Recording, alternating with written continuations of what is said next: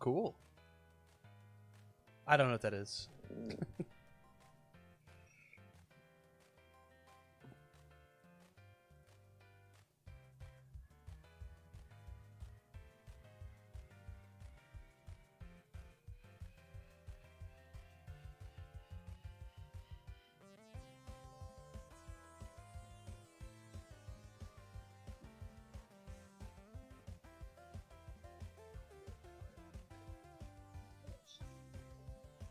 Oh, that's cool. This one? Oh. That's cool. I think so.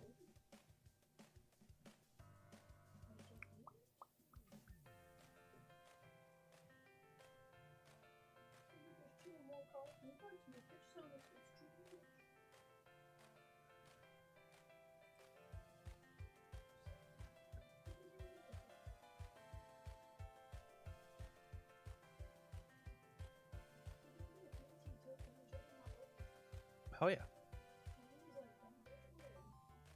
Maybe. I am live, just so you know. Wow. Oh, you know, it's messaged. I just wanted to make sure. I love you too. That's fine.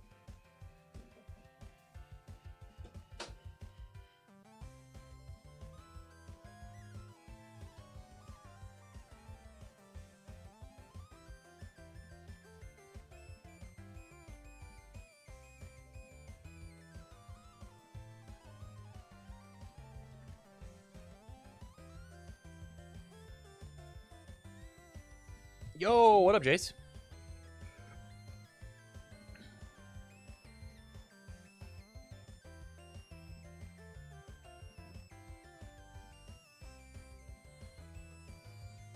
Hello, hello, hello.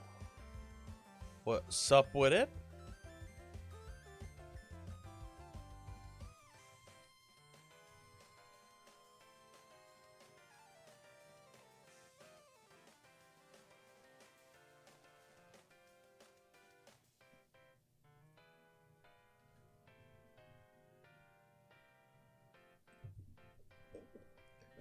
Hello, hello, hello. What is up, everybody?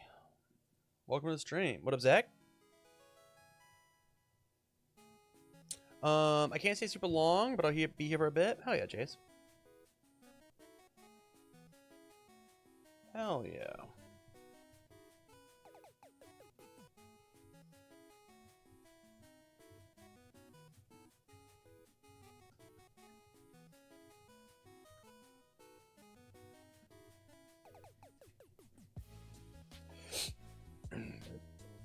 And then I'll watch the VOD to see how wrong you are about Tmnt cards. That's super fair. That's super fair. I think that's okay. St. Louis rep here. We say hi. Oh, STL. That's St. Louis, right?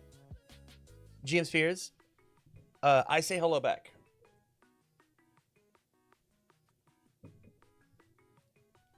Yo, what up? Yo, what up?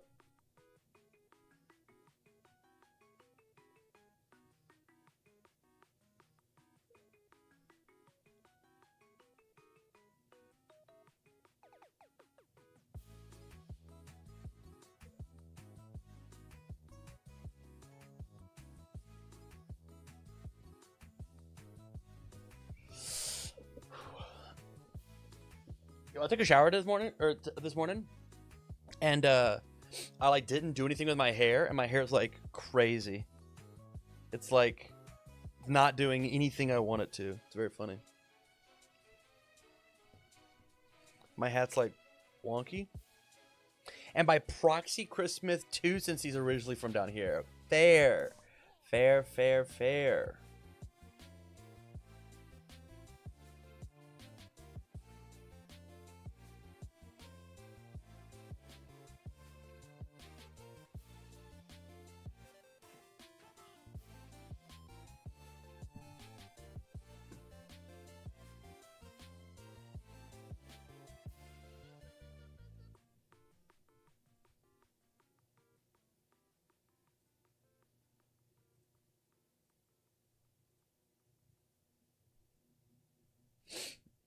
How is everybody? How's what's going on? What's going on? Hit me with how's life and all that.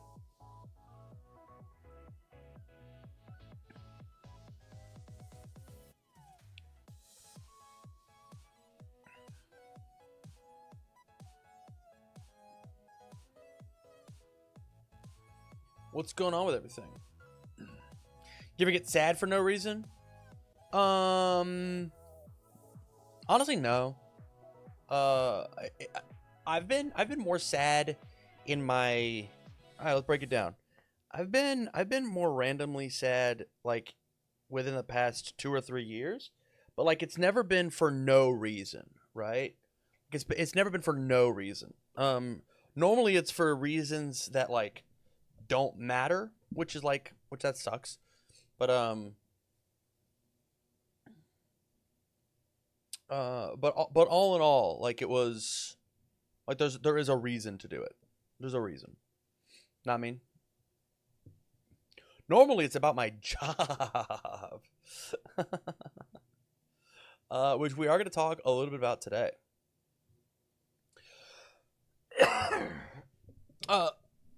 Before we get into it, a little bit of shilling. I had 2 videos go live over the past 2 days, yesterday and then today.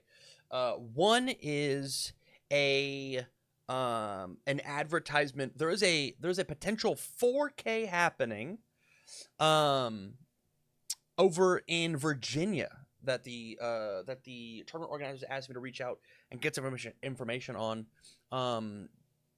Here is a link to that information, and it is for all the good people. If you're interested in trying to grab a little bit of extra squeesh, playing universes would be dope to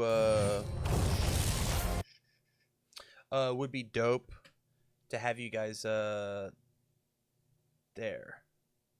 And then secondly, I made a video interviewing Jeremy Ray. Middle screen bottom right. I'm interviewing Jeremy Ray about a plethora of things, specifically about Attack on Titan. And we go through and we chat about a bunch of Attack on Titan stuff. Like how the set was made, like what they learned, things that they liked and they didn't like about the set, so on and so forth. And so if you're interested in that, it'll be we had like a 2-hour long conversation, me and Jeremy Ray. It was very cool, very dope. I really liked it, and with your support, hopefully I can make some more of them in the future. Heard nothing but good things about it, so it's I'm very happy. I'm very happy with it.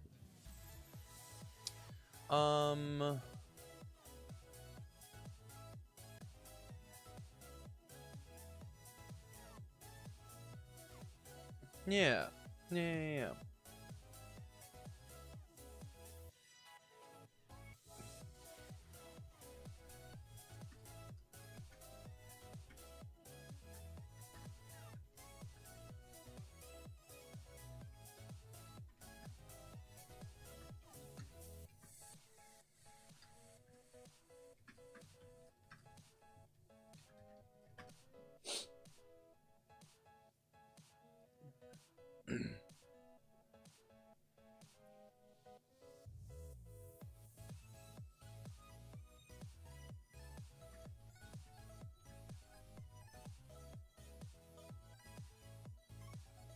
Got tagged?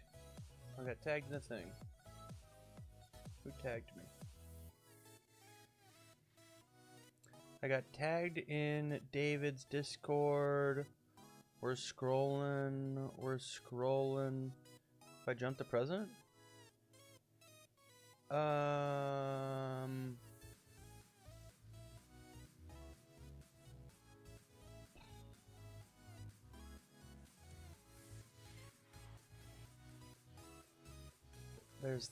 There's the heart. Love that. Okay. It was by Andrew, I thought. It is. It is by Andrew.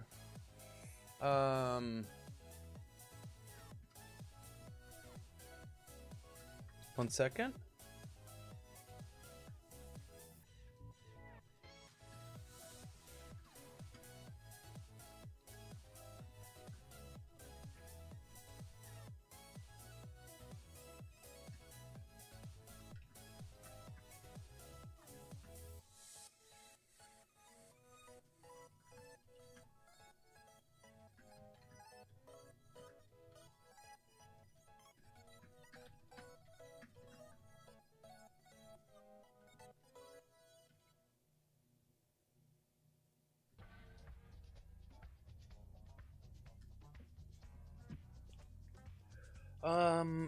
If you scroll, it'll be a while. Yeah. It was Andrew, and that's fine.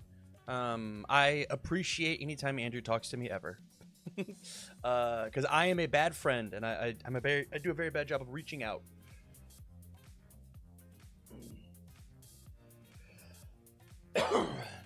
But that's okay. But that's okay. He loves me for it anyways. Loves me despite it anyways.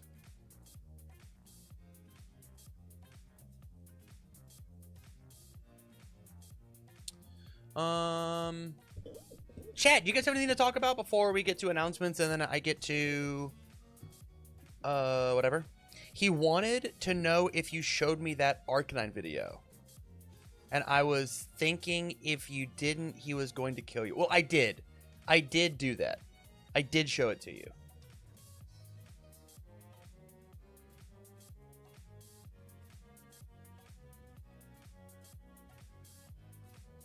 I did do that. I did show it. Oh, by the way, Rebby, I didn't tell you, these sunflower seeds you got me today, I finished them. I did them all.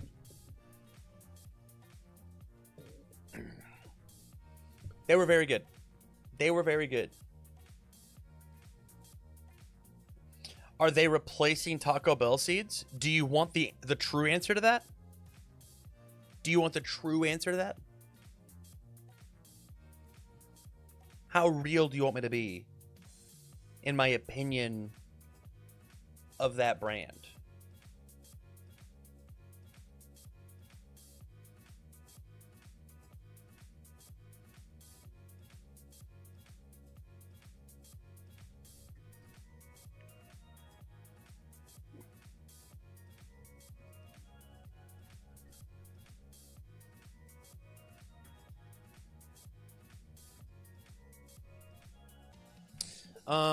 Yeah, for my grocery shopping.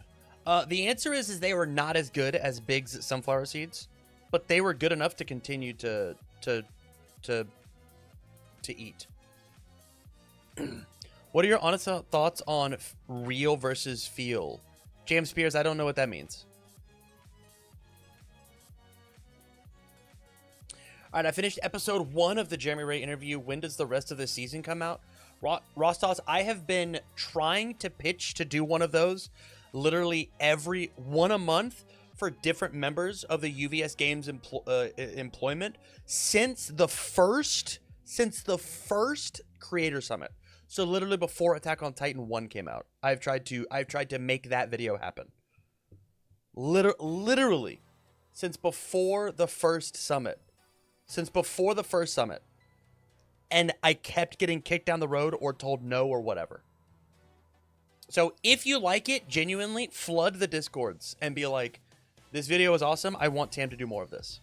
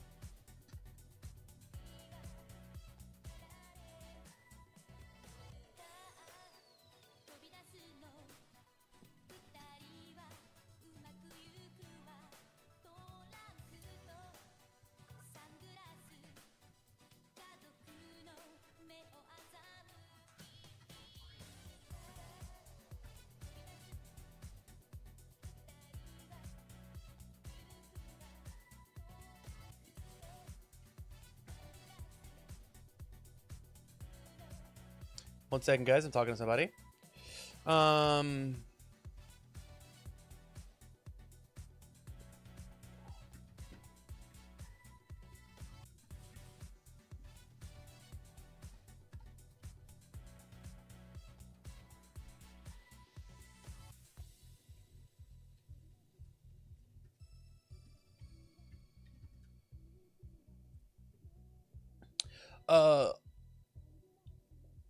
Real good cards versus feel good cards. I mean, my honest thoughts are that real good and feel good is fully subjective. He's right in his messaging. If you're talking about the David Toons video, he's right in his messaging, but the way that he presented his argument was like flawed, like had fallacies in it.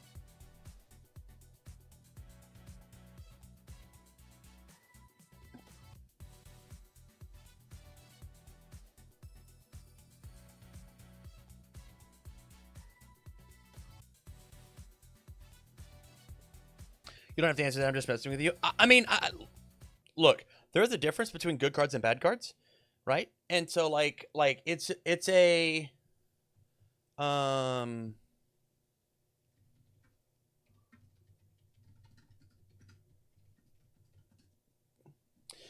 it is a my issue with the argument of real good feel good is that no one deck there isn't a card that is real good in every deck, and there isn't a card that is feel good in every deck. It is all subjective, deck to deck, character to character, and more specifically, player to player, right? Like, there are some cards. You ready?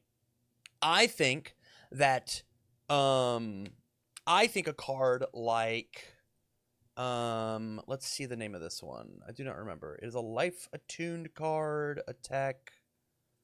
Go. Oh, this can't be in that set. We're scrolling. We're scrolling. I think that Ready Shot is a field good card. That is one of Kevin Broberg's favorite cards in the game, and he considers it a real good card. I'm not going to use that card as optimally as Kevin Broberg is when it comes to like that card. And so like there's an argument that that is both a feel good and a real good card, depending. And so like there's extra stuff to happen.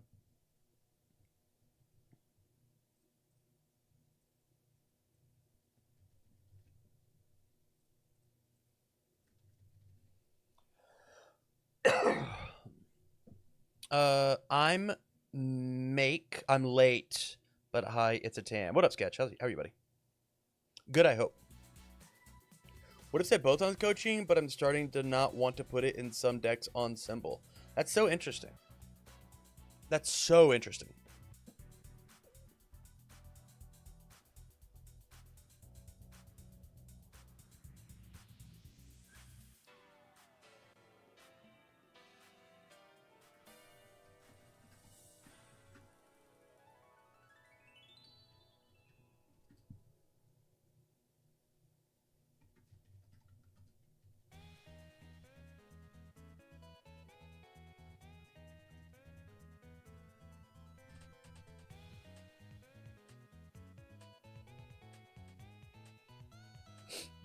Announcements? Yeah. Tam, you have announcements. Yeah, I do. I do have announcements. I'm just letting everybody come in and get their seat. We've only been live for 20 minutes. We got another 10 minutes of yapping in us before we talk about stuff. Tam is announcing he's finally taking my $2 and is going to leak the Guilty Gear characters in my DMs.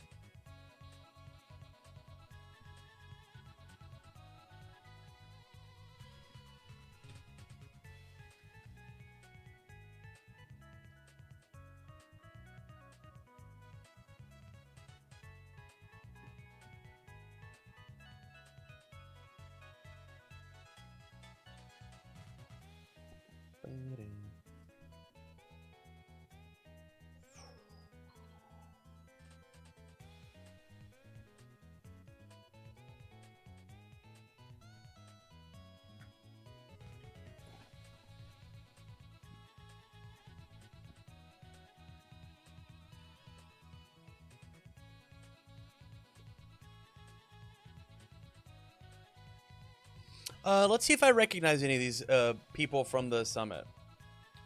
There's one.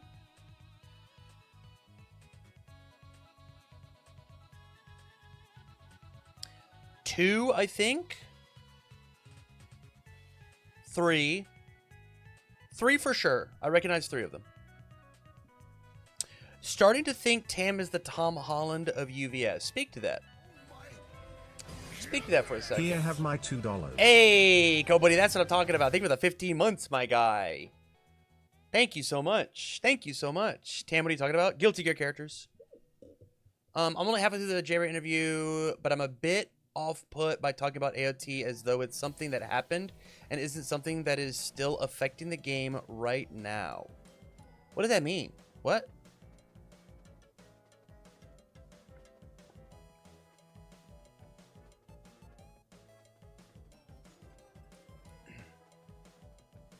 What do you mean by that? Like because of the fact that like it is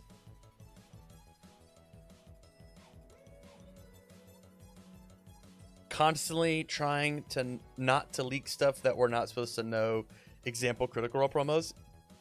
That was a bit. I knew that I was leaking those. I knew Extreme Stewie that I put them bitches on the screen. I knew. I was like, this is so funny. I think that the idea of AOT is something that happened is the fact that we're not getting an AOT 4. Like the life cycle of AOT is done. We had 3 of them, and then it's over. There's not going to be an Attack on Titan 4. The story's over. We finished it.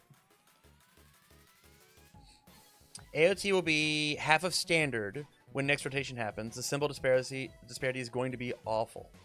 Yeah. I think that's super fair. We definitely talk about symbols at some point inside that interview. So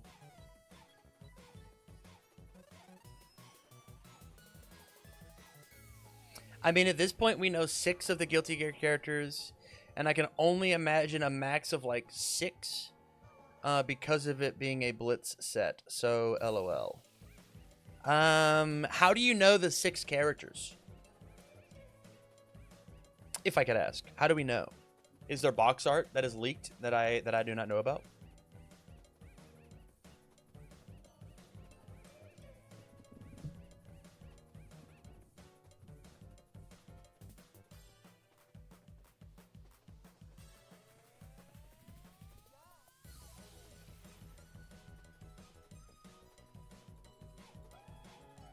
Yes, box art has been shown.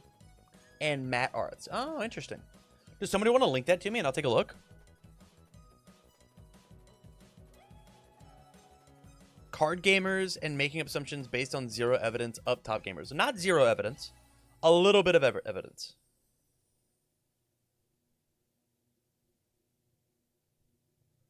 A little bit of evidence.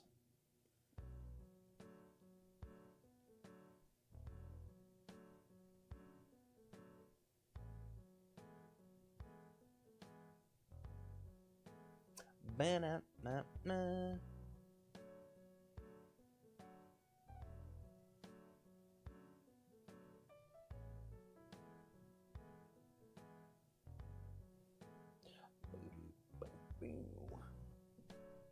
I'm gonna hit the double skip. There it is. I did want to see an Aaron flip to giant skeleton spider titan. I mean, I made a boss battle for it, so best I could do. Best I got.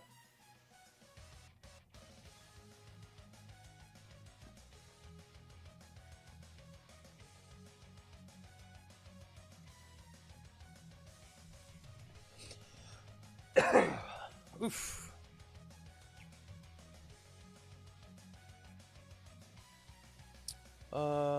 Southern Hot. Oh, somebody's linking me stuff.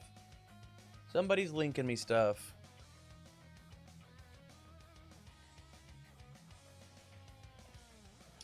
Yeah, I don't care about that, and I don't care about that. Tam boss battle is better than the UVS boss battles. And Corey, my boss battle since... Wait, did we Did we play? We played the updated one, right? The one that absolutely beats your ass. No, we didn't. We didn't even play the updated one, Corey. I don't think we did. And this video has the other side of the box. Yeah, I guess I can go look at that too. I can tell you the 2 characters that I know. Oh, I don't want to. Oh yeah, this is cool. Yep, this is a cool video.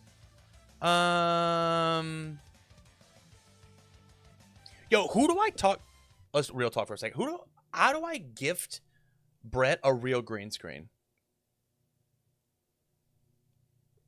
I want to get him a real green screen so that it doesn't just like chop out him. Because like I think that this would like look like a really sick. I'll do top right. I think this would be a really sick looking video.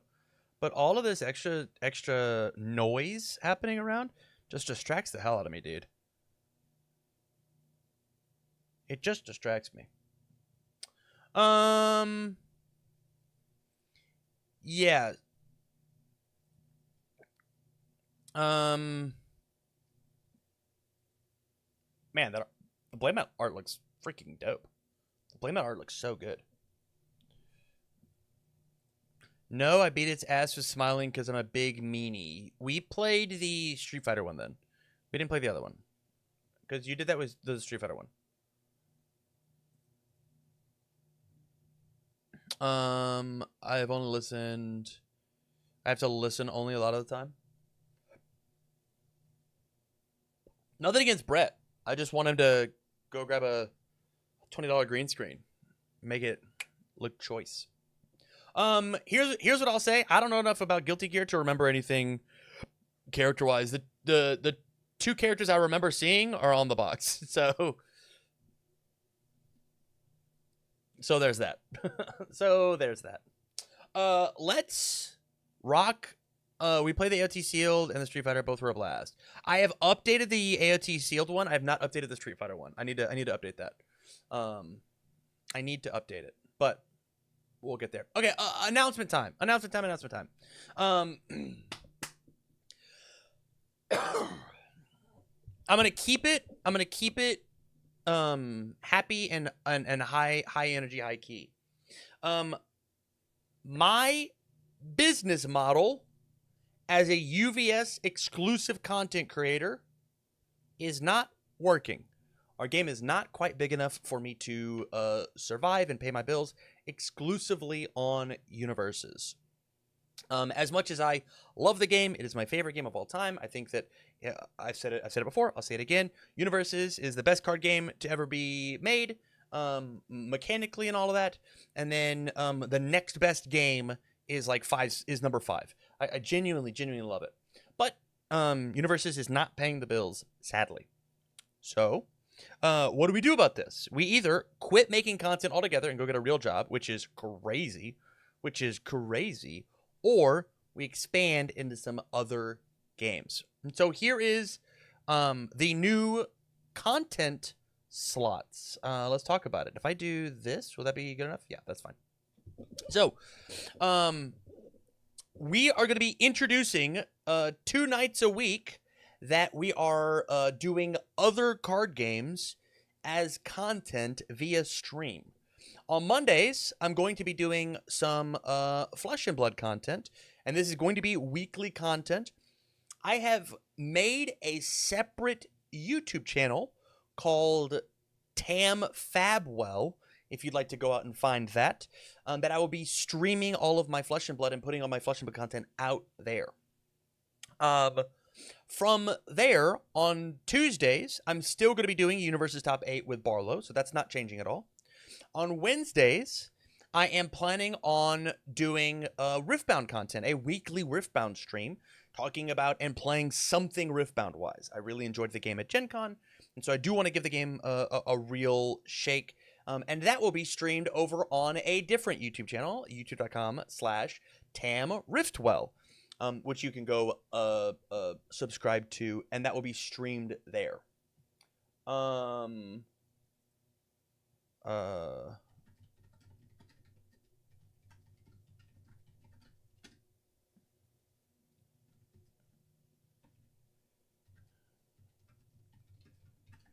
And then from there, Thursday is the Tmnt Universes Super Show. I don't know if that show is going to be changing at all or not, because I know that he is really excited about Riftbound. So this word Universes might be changing to the Tammin Barrett Riftbound Super Show. It is unclear. It might be a back-to-back show where we do an hour of Universes and an hour of Riftbound. I don't know.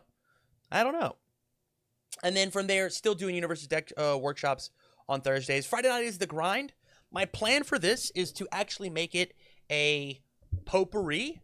I've got a bunch of people inside of the final round team that are actively going to be playing all 3 of these games. And so my goal is to jump in and make some content for these other games. And I'm really, really excited about it. I finally figured out how I want to work the grind. And for every good content creator, it all starts with like a good thumbnail. And so here is the thumbnail for the previous grind videos. If I do this, yeah, here's the thumbnail for like the previous grind videos of like the 3 characters and then the guy that I was playing. I now have this as my new thumbnail, which is just like taking one character and like really, really pushing it to the limits. And I also went ahead and spec'd up what that looks like for the other 2 games that I want to play. And so like I've got some pretty cool ideas of how I want to like make this happen. It just all depends on having the people to play with. The prison one is pretty. Yeah, I agree. I've also got this dope gravy one. I'm a fan of. And so honestly, like there is the announcement of Universes isn't going anywhere, but we're not going to be jumping randomly on and just like talking Universes stuff, because truthfully, it's just like it's not paying the bills. And so I got to do something different. Something else has to happen. All of my streams will be happening over on Twitch on the same channel. And then over on YouTube will be on the 3 separate channels, depending on what it is.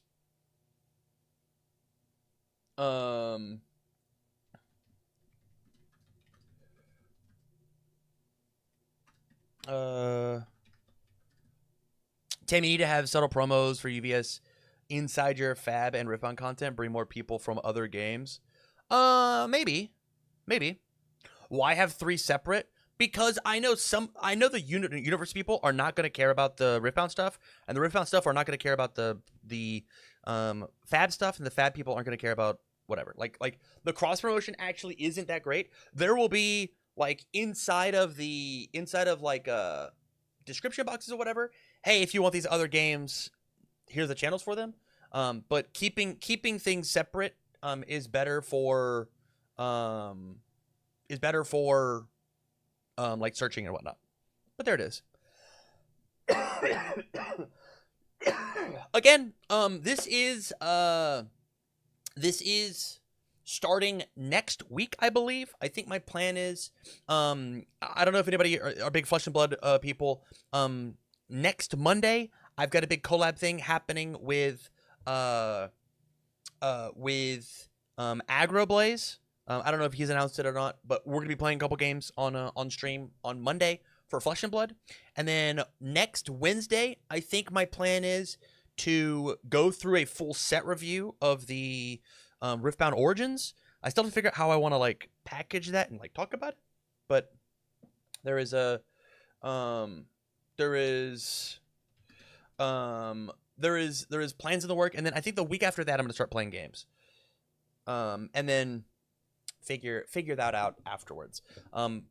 Because of the whole legend card, and then like being specific to character cards, but some units, the legendary units, have 2 different versions. Like I don't actually know how I want to tackle that and make it all what it is. But yeah, there's announcements. Any questions that you guys have, please, now is the time to field them. I got the next 10 minutes, and then I want to start talking about turtle stuff.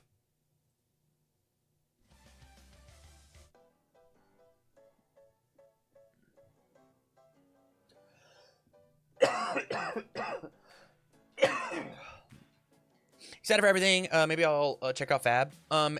Genuinely, the game is pretty fun. I enjoyed it. It really does feel like there's a lot of game to get into. What game are you the most excited to lean into besides obviously Universes, which is still my favorite card game of all time? I'm sure that's the caveat of that question. The answer is probably Riftbound, because I'm so new at it. I'm pretty caught up. I would say that like I'm like 65% of the way caught up on the meta for Universes. Sorry, for Flesh and Blood, excuse me. I'm 100% caught up on the meta for Universes. I'm like 60% caught up on the meta for Flesh and Blood, and so it's interesting. It's interesting.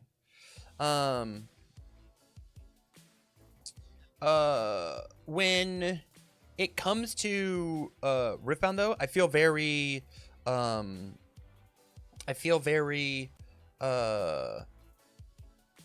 like I feel like a new babe. I feel like I don't know very much when it comes to what Riftbound does, and I'm not really a creature style card game player, right? Like a unit based card game player, and so it is.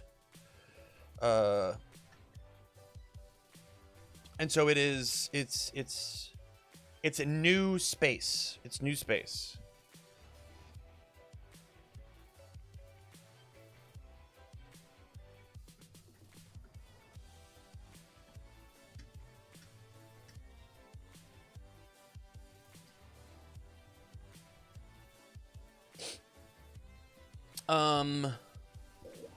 Tam, every time trying to make sure we know he isn't leaving UVS.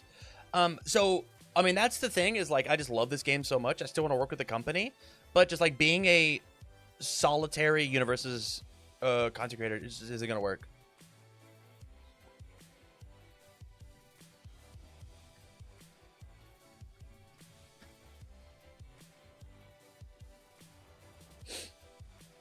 As a former League player and hearing about some of the horrible things Riot has done within its office, my concern is that it's going to leak into UVS offices. Maybe. I mean, I got to talk a little bit. I got to meet one of the developers. His name's Dave. I bet I can find him on Twitter. Dave Riftbound. Dave. Wait, double check. Yeah, Dave Guskin. This guy was very nice. This guy was super, super nice. He seemed really chill. Seemed like had a good head on his shoulders.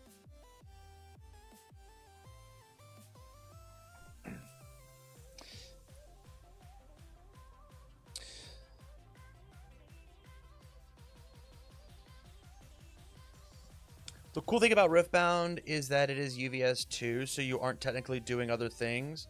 What all characters did I get to try on Gen Con? I got to try... I mean, I've played all 4 of the basic decks. So at Gen Con, here was the list. So I've played all 4 of the demo decks. I own 3 of them. I own all of them but Volibear, which makes Rebby very sad because she loves bears. And then inside of the battle or the Proving Grounds box, I got to play Master Yi. I do not know his name. I can go find it though. I got to play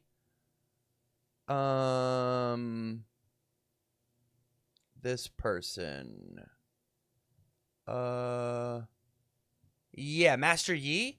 And I'm pretty sure I played against Brody. Yeah. And he was on somebody. He was on the little girl whose name is Annie. And it was very fun. And then Brody and Jake Johnson had 2 full-powered decks. One was Victor and one was Seth. And I played as Seth at watching, having somebody else play the full-powered Victor deck, and it was super fun. It was Set. Excuse me, Set. You're totally right. I know sorry, I know nothing about League of Legends, and so this is all very fresh to me. The characters that look interesting to me is I really like Volibear. I really like Lux. I think Lux is super neat. And then who was the other one? Who was the other one? There was one more. I think it is Garen is the other Proving Grounds character. Yeah. I saw Garen. I'm not that interested in what Garen's got going on. They're fine. I'm trying to see. It was the person that worked off of Stunning Things. Leona, it looks like. The green yellow. Yeah. Which looked neat. I also absolutely loved how Yasuo played inside of the demo decks, and so like seeing what a full powered Yasuo deck would be is like very interesting to me. There's a lot that I am very interested in giving a shot. There's a lot that I'm really interested to mess with. But if I had to say one, it's probably Lux is the character that I'm probably the most excited about. I don't know. When I play a spell, draw a card seems kind of dope. Have all your stuff replace it, because I think drawing is like super important in that game. Like Lux and Volibear are probably the two where I'm most excited, because like I liked Set. The only character I've ever played in League of Legends is Misfortune for the demo. I've done the demo 3 times total, and so like that was fine. That was fun. But yeah. Lux Gaming. I mean, Lux looks dope. Lux looks super cool. And then her main unit is like she taps 2 to play spells, which is like everything. Like spells are sweet. Fuzzy says, do you think that the attuned set characters would be better if they had 3 symbols and their third was a symbol not supported by the set itself? Example, Mikey from Turtles could have had Chaos. That way, characters like the Turtles don't feel as bad on release because one symbol has little to no support. It's interesting. I think, Fuzzy, that there is a real world where that is the case. And I like that idea. My question is how many times are you going to have to tell a new player, oh, don't worry about that symbol, when they only care about Turtles? And I think that the designers is like, we're not trying to have that headache.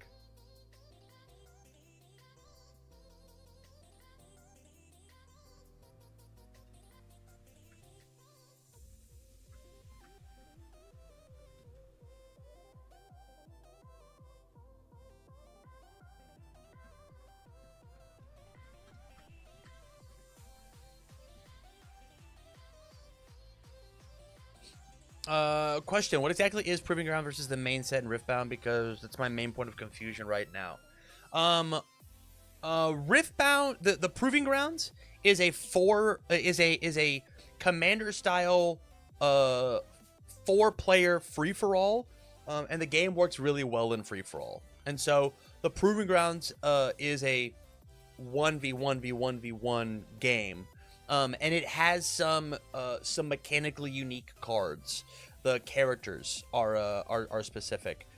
Characters in the legends, and then I think the signature spells are all specific to it, which means that I have to get a Proving Grounds or a couple Proving Grounds or whatever. But it's it is meant to be like essentially what a standalone board game version of the game that you can just like. You can play and everything's included and it's good. And then the main set, you buy individual packs and you can upgrade decks or make your own decks or whatever.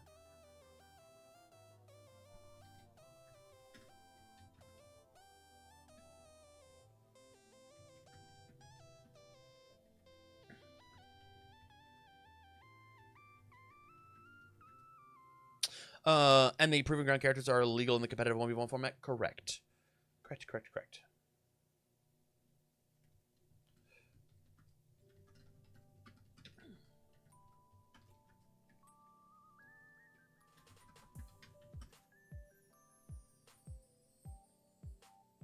Yeah. Yeah. Anywho, chat. We spent about 45 minutes. If there's no other questions, I think I gotta get rocking on these turtles first look.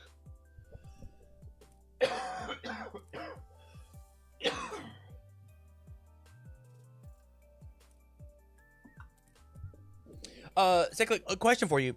If you get one proving ground, do you get a playset of all of the unique cards or no?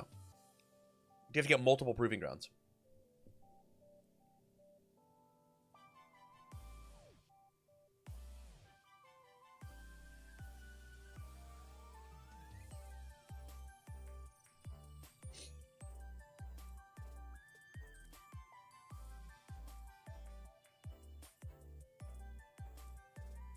That I don't know. I don't own it in hand. Fair enough. Fair enough. All right, I'm gonna blow my nose and then we're gonna get rocking.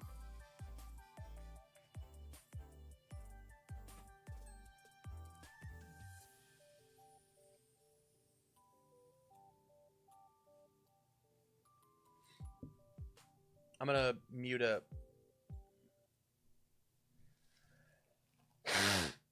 Oh, I muted the desktop.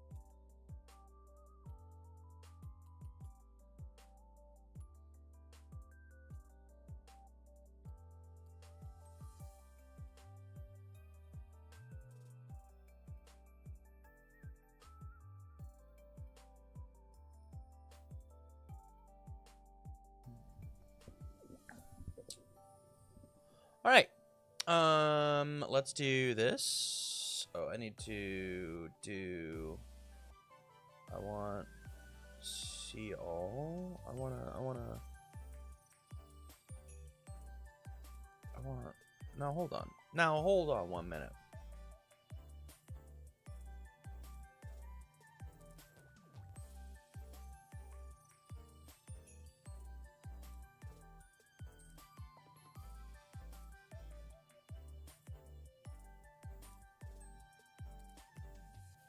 Hey, that's what we want. Present, and we're there. Lovely. Great sound quality. What? Did my sound mess up? Are you being facetious, imaginary man? Or did you get caught up and I accidentally blew my nose into the microphone?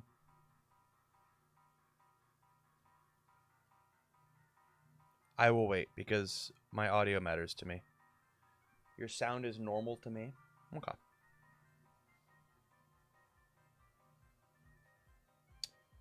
I have to go find this.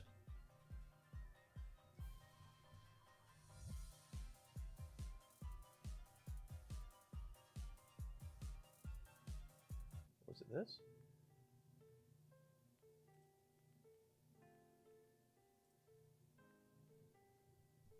Oh, just making sure everything knows blank. Might be. I clicked the wrong button. That is my bad. Let me do. Oh, it should be this one. Hey, this looks good.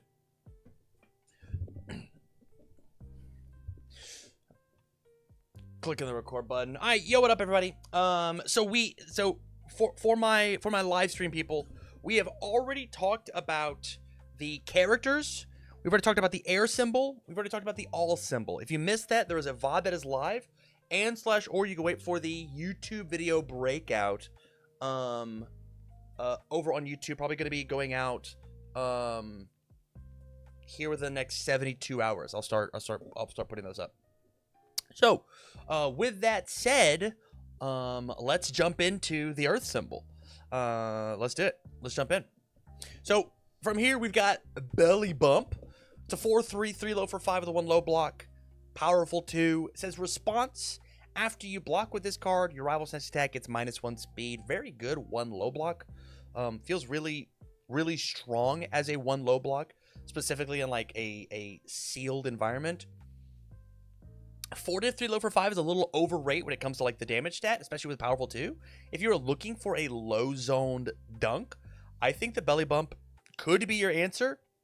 If you're really searching for like an Earth attuned slot for it, but I don't see this card really making much waves outside of the sealed or a limited environment.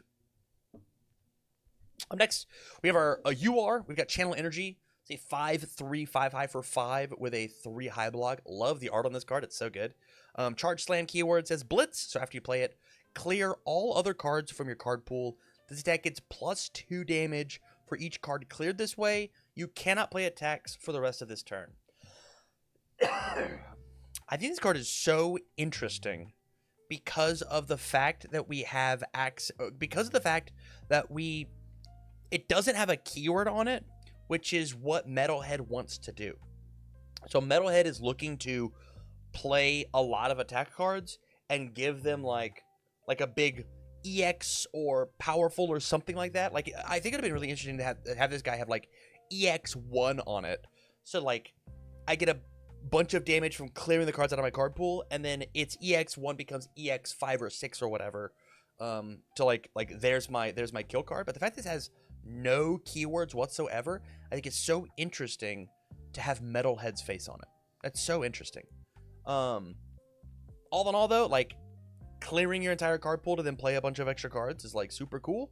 Like, I can't really complain about that, but I'm not sure it's going to see very much play unless you can figure out how to put some speed on it, or they run out of cards in their hand and then you clear. We don't care about the speed. There is that as well. But art-wise, I think this art's so cool. This art's so sick. From here, another UR, we've got Destructive Entrance. 6/3, 6 mid for 6 with a 1 mid block. Has Deflect 3, so you can use it to reduce the damage of a move if you decide not to block. Charge and Fury says Blitz. This attack gets +2 speed and +2 damage, period. So it's an 8 for 8. And this says add the top card of your deck to your card pool face down, period. Obviously, Rocksteady utilizing face down cards in his card pool to get a bunch of extra stats. This becomes an 8 mid for 8, 8 mid for 13, which is very, very big inside of literally any character. Just having Destructive Entrance as your opener, like 8 for 13 as just the first attack you play of the game, is like so strong. And then of course ways that you clear out the face down cards and then continue. Like imagine going Destructive Entrance into Destructive Entrance. That kills some 6-handers, right? It's like, hey, here's 26 damage, take it. It kills every 7-hander. Like they're all dead. Like if they just don't have a block for this, or they don't have a way to interact with Destructive Entrance, they just perish. They just explode. Which I think is super, super cool. I think this card, if you can figure out how to deal with the top card of your deck into your card pool cost, I think this card is very, very strong. Especially, again, Deflect 3, 1 mid block, 8 for 8. This card's super, super good. You just got to figure out how to deal with the downside and fight that puzzle. From here, we've got Disable Enemy Machines.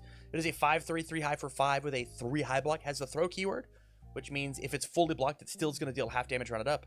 And it says after its attack deals 4 or more damage, commit all rival assets. So all of my rivals' green cards.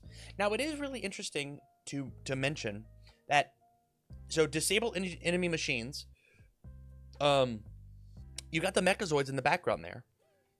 This card can't commit the Mechazoids, which I think is interesting, because the Mechazoids say that it counts as being an asset for their own abilities, not my rival's abilities.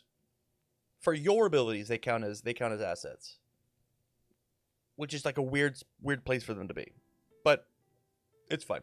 All in all, though, 5 diff, 3 high for 5 throw, a little understated card wise, but if your rival is like got a bunch of assets and they use assets in like an interesting way, like a mimic of some sorts, I think this card's pretty good.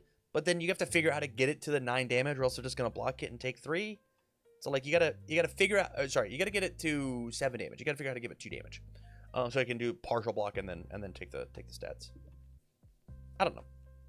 Genuinely a little unimpressive. Probably not going to see very much play, if any. From here, Get the Horns. It's a 5/3, 3 low for 7. Yes, that number is 7 with a 2 low block. Charge Fury, Blitz. If you took damage last turn, this attack gains stun 2. So 3 low for 7, stun 2 gets really massive with Rocksteady.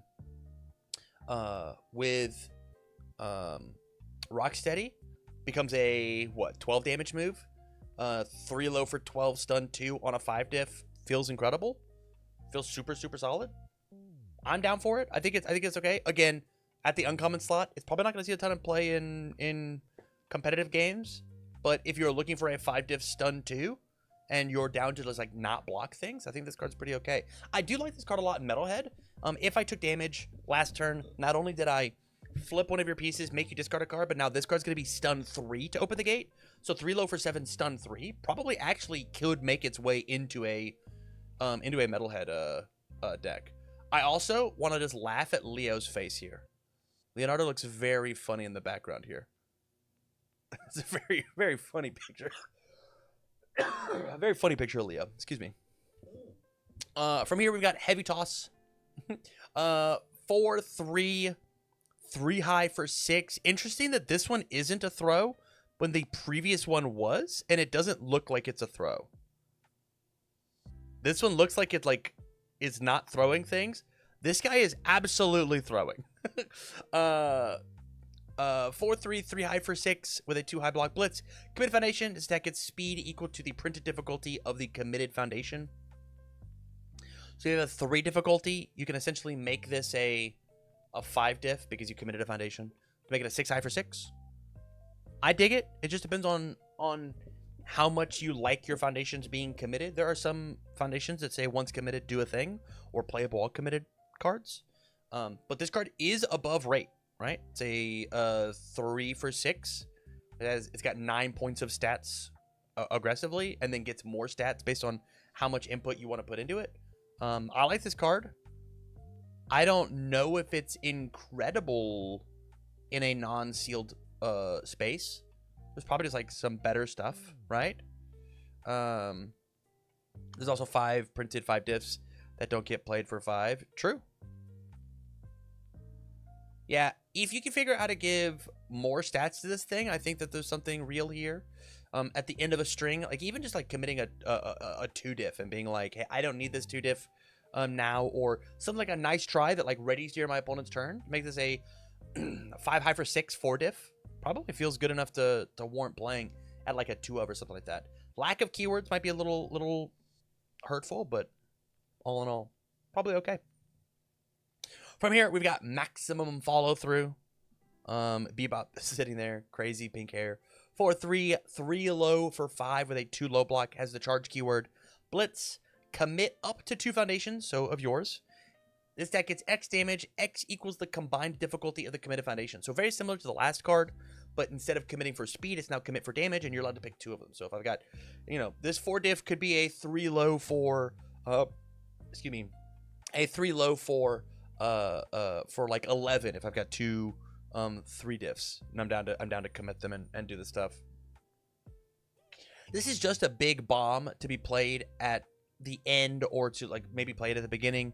I think again we're going to be looking for a lot of playable while committeds for these cards, but this being a 4 diff 3 low for 5 I think is good. I wish it had some of the keyword EX, powerful stun. Hell, even like an echo I think would be kind of cool, right? Like I play this, I echo it, and they're like 4 diff 3 low for 5 seems kind of neat. Yeah, I think it's really cool. I think I'm here for it. It's okay. I don't think this is a ton of play, but even at like a 1 of, it was like, hey, here's this really awesome low zoned dunk to just be like, I'm gonna try and finish the game now. This one's for 10 damage, right? Because I had a 3 and a 2. It might be enough to catch somebody off guard,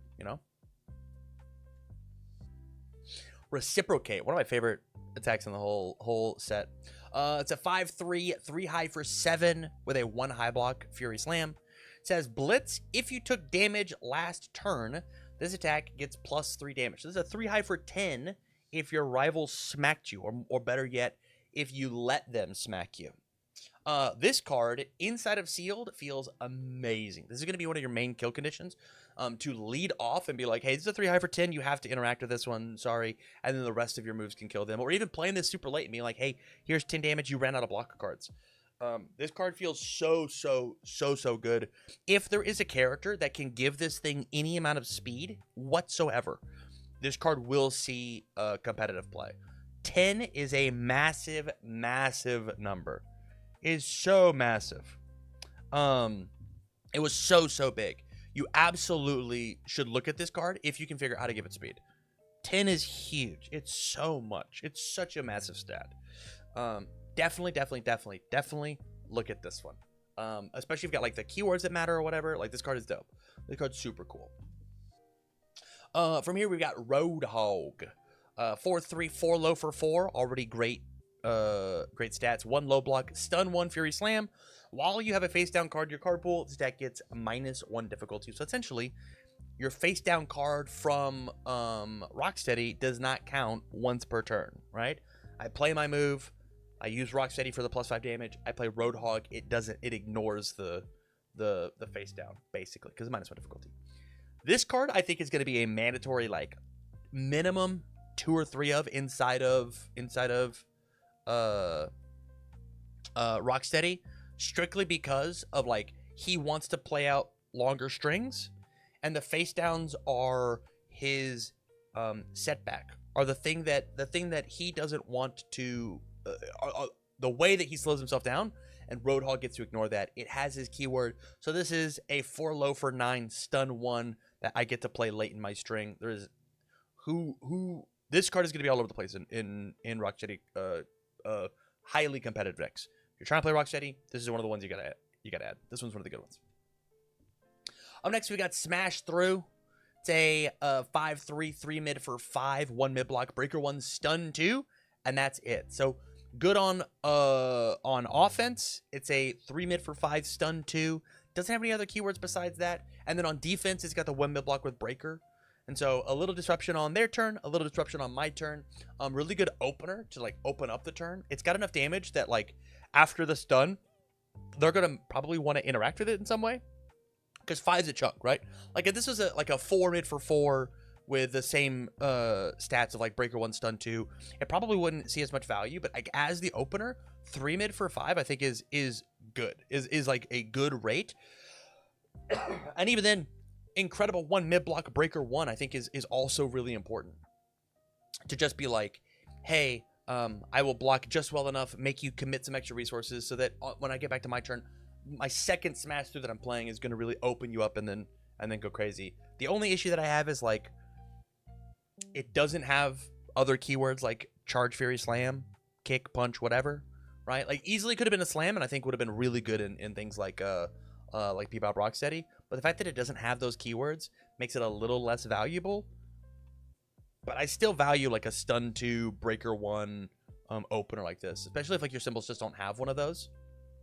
It's it could find value, and it being attuned is like pretty good. 3 speed means still very blockable, stunned out. See, I agree with you, Cyclic. I fully agree. In fact, because it's 5 damage, I'm down for them to block it because I stunned attuned and I put an extra card in their card pool, right? And I'm coaxing them to block it because it's 5 damage, right? And because that extra card in the card pool means that like my other moves are now going to connect, right? That's how I see Smash Through. It is just tempting enough to block as the first move that it sets up. It's a jab to set up your big massive pun intended, buddy, haymakers later on in the string. I'm down for you to block this one. I'm down. But it was tantalizing enough because 5 damage is like is a pretty big number. From here, I've got Suppressed Anger, 3 difficulty, 3 check. That's very scary. 3 high for 0. It is a 2 high block. Love the bricks back here. I'll mention it every time. Orange bricks should have been on every single one of these. Blitz. This deck gets a damage for each card in your card pool. This does not specifically say things like for each attack or each foundation. And so Rocksteady being able to play this way late in his chain and go, hey, this is good 3 high for, I've got 4 extra cards in my card pool. 3 high for 4. It's a charge. I'm going to give it an extra 5 damage because I'm Rocksteady. 3 high for 9, 3 diff. Sounds really, really strong. Really potent as an end of string finisher for this character. Obviously, he's got his face on it. He's punching out Superfly. I'm here for it. I think this card's super good. Is it a 4 of? I don't think so. I do think it's probably like a 2 of. Probably feels very good. to open with that the ultra rare and then ending with suppressed anger at the very end as like a secondary dunk when they've like dealt with all your moves. Like I feel like double suppressed anger in Rocksteady is probably gonna be really, really strong. Like doing double digit damage, easy doing double digit damage, and then flipping their card and then doing the other cool Rocksteady things. This card's cool. This card's super rad. Up next, we've got Thrash About, 5 mid for 5, 5/3, 2 mid block, Fury keyword, response after you play this card, flip 1 rival foundation. So this is whether it be a play on attack or on block. So when I play it on my turn or on my rival's turn, selectively flip one of their cool cards. Reminds me a lot of Dragon Strike without the EX powerful or deadlock, but that's fine because this is an attuned card. Like it's supposed to be a little weaker. All in all, though, like I think this card is fine, but while Dragon Strike exists in the format and you have those 3 symbols, there's almost 0 chance that you play this card on this symbol. The only way that I could see you like playing Thrash About is if your character has the Earth symbol, but you're not playing Earth, but then like Earth's identity has a lot of stage flipping, and so if you are playing Earth, why would you just like not play the card with more card text of the Dragon Strike? I think once Dragon Strike rotates next year, I think this card could see a ton more play. But at this exact moment, it's just being outclassed by a rare. And so it feels like a bit of chaff, strictly because, you know, there's just a better card that's currently in rotation that like isn't hard to get with Dragon Strike. I don't know. I guess we'll have to see if people care about this flip response on not the Earth symbol. I think that's the big takeaway. Do you care about the flip response and not playing Earth? Who knows? From here, we got the secret rare, the Earth secret rare. We've got Cammy, Covert Chameleon. I didn't remember this character even a little bit. 3/5 with 3 stamina, elusive unique ally, 0 mid block, enhance commit. This attack gets +2 speed. Selectively flip 1 rival foundation. Okay. It seems pretty okay. And then response tenacious. After this backup is attacked, check 6. So you roll a check off the top of your deck. If you pass, flip and commit this card. So you can flip this dropping their attack. So if you want to keep Cammy, I guess that's fine. You're just like allowed to drop the attack, and these elusive attacks are like already a little difficult to interact with. It's interesting. It's interesting that this is tenacious, and inside of like the resolution, it says commit this card. It is so interesting. Yeah, I guess the idea is that you just unflip it later, right? Which is fine.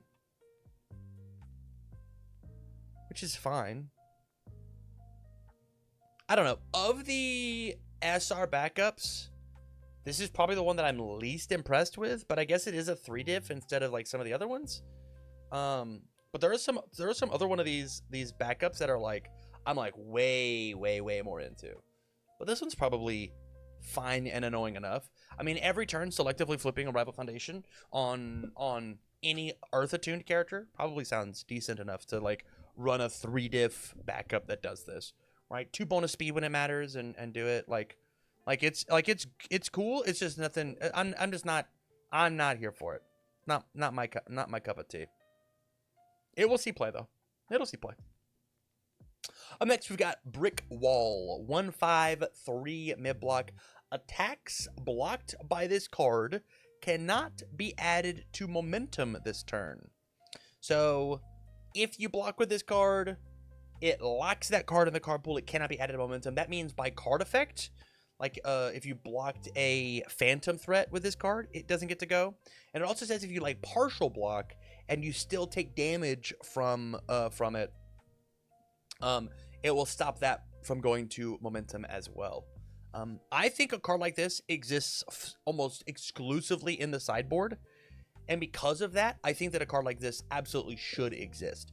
I think cards like this are so cool. I mean, this is a canary card, right? Like if there are cards that are if people are snapping momentum from their card pool too much, Brick Wall gets to just interact with that, and we get to see that. Love a beautiful canary card. Oh, next we've got Busy Eating. 1/5/2 low block. Response Tenacious. After this card is committed by rival effect, gain 1 health. A beautiful, beautiful place for stun deterrents to be. They stun to you. I've got 2 Busy Eating out. I gain my 2 health. I block your move, and I feel fine about it. I won that interaction. These cards are going to get committed anyways. If you're looking for a solid 1/5/2 low block, I think Busy Eating onto the Earth Attuned is totally viable. There are plenty of times where I'm looking for specific cards with specific blocks. I think this is a fine one. Is it going to see a ton of play all the time in constructed decks? Absolutely not. I'm sure there's going to be other things that are a little more active or proactive. But if the format becomes a little stun heavy, I could easily see like 1 or 2 Busy Eating. Just like eke out some life percentage points. I'm down for it. I'm here for it. Up next, we've got Dumbfounded. It is a 3/5/3 mid block. It says this card ignores progressive difficulty. Gonna be a 4 of inside of Rocksteady. Maybe even Bebop as well, because of how much they add cards to their own card pool. And just being able to play the 3 diff at the end is very good. It also ignores progressive while blocking. So I block 2 times and then Dumbfounded at the end and block their move. Could be really potent there. I think this card is an easy 4 of inclusion, especially because of the play pattern of, you know, build a not Dumbfounded 3 diff, build a 2 diff, build a 1 diff, build a 0 diff, play Dumbfounded on turn 1 on a 3 because it just ignores. I'll build my 5 pretty handedly and pass. Like that is a safe build 5, as long as you've got the Dumbfounded at the end. I really like this card. I really like this card. I think this card is super dope. I'm excited for it. There's a lot of sneaky plays you get to do with Dumbfounded. It's cool. Up next, we've got Hard-Headed, 2/5/3 low block, Enhanced Tenacious, so playable while committed. Flip, clear 1 face down card from your card pool, mandatory 4 of inside of your deck. It's so important to have this one. We've got this one, and we have a Bakugo 2 card, Forceful Surrender, something like that. Chat will correct me. That is flip, clear a face down from your card pool, or flip, Forcing Surrender. Thank you. That is, this one says clear a face down. The other one says clear a non-attack card. Face downs are non-attack cards. And so the question that we had with Rocksteady is, how do we get rid of those cards out of our card pool? The answer is Hard-Headed is our answer. That combined with the Bakugo card is going to feel very good getting rid of those cards out of our card pool to continue to play out our big strings, to give a ton of extra damage. I like Rocksteady a lot. I think Rocksteady is very cool, and just puts on just massive stats. I'm here for it. I think it's so neat. I think it's so dope. Up next, I've got Heavy Feet, which is like a very funny picture. How big are this guy's shoes? It's a 2/5 with a 3 mid block, Enhance : so there's no cost associated with this. It's just I can press the button. It's hard fighting fresh kicks in size 25. I figured it out. Hey, I figured out how big his feet are. If you have 3 or more cards in your card pool, this attack gets +1 or -1 damage. It just adds extra to your stats. I'm pretty sure this is more of a Bebop card rather than a Rocksteady card, because of Bebop adding cards on defense as well, I'm pretty sure. And then also give me that -1 damage. Feels a little more Bebop than Rocksteady, but I think both get to play this card really well.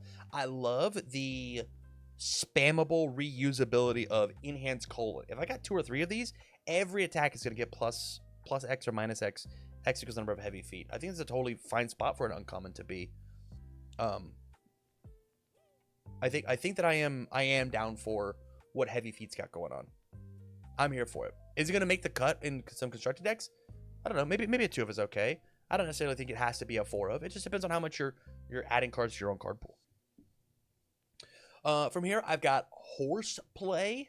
It is a 1/5/3 mid block. What is going on with this arm? This is a crazy looking arm. Enhance Flip. If your attack is not blocked, selectively flip one rival foundation. Okay. All right. So you say, I want you to interact with this one, otherwise I'm gonna mess up with your move. Feels very good. We already were talking about that. The stun 2 attack, the opener, the 3 mid for 5. I've already forgotten the name of it. That's like, I'm down for you to interact with this one. Like I'm inviting you to block this one. And so having a horseplay active on a card like that, that's like, hey, I want you to block this, and now I all but demand that you block this, probably feels pretty good. Like there's certainly some like, there's play and there's lines to like make these choices difficult for your rival, which is all you can ask for. Up next, we've got Out to Lunch. 3/5 2 mid block, enhanced colon. This deck gets -5 damage, period, and then add this card to your card pool face down. So defensively, just increase my progressive difficulty by 1 for -5 damage. Having 2 of these just like auto blanks pretty much any attack in the game. Even having 1 of these blanks most of the the flow attacks. Like a 4 mid for 4, Out to Lunch just like turns this card off. I'll lose a card out of my card pool or out of my stage, into my card pool to say, hey, I was gonna block this move anyways, -5 damage. I think this card is probably really good at like a commoner sealed spot, but I think 3/5 2 mid block, lose a resource, probably a little too rich even for how strong -5 damage is. I guess the other thing is it does add to your progressive, or it adds to your progressive, but it puts a card in the card pool so that your other cards like Heavy Feet also get to work, right? Like imagine Out the Lunch is the 3rd card you put in your card pool. Now it's not -5, it's -6, -7, -8, which like feels really good. But still, like I think the most I would outplay is at like a 1 of, because yes, -5 damage is like good and it does keep you alive, but I do think that like its aggressive potential doesn't exist. And I think characters like this want to play a little bit more aggressively. Slow but strong. 2/5 2 high block, deflect 2 response card pool. At the end of your combat phase, add this card to your hand, period. So if it gets added up into your card pool somehow, like I don't know, it's bottom ability, enhance, add this card to your card pool, colon, there's your cost. This deck, mine or yours, gets +2 or -2 damage. So add this card up into my card pool for +2, and then at the end of the turn, you add a 2 high block and deflect 2 to your hand. This card is so good, I think, for the play pattern that Bebop and Rocksteady want to do. Because here's that duality card, right? That card that is both offensive and defensive, right? It's +2, but also -2. If I use the +2, I've now got a 2 high block and a deflect 2. So good. There's so many 2s in this card. This card is where I'm at. Like I would play 4 of this over 1 copy of Out to Lunch pretty much any day of the week. I like slow but strong. I think that I'm a big fan of this one. And there you have it. There is all of the Earth cards.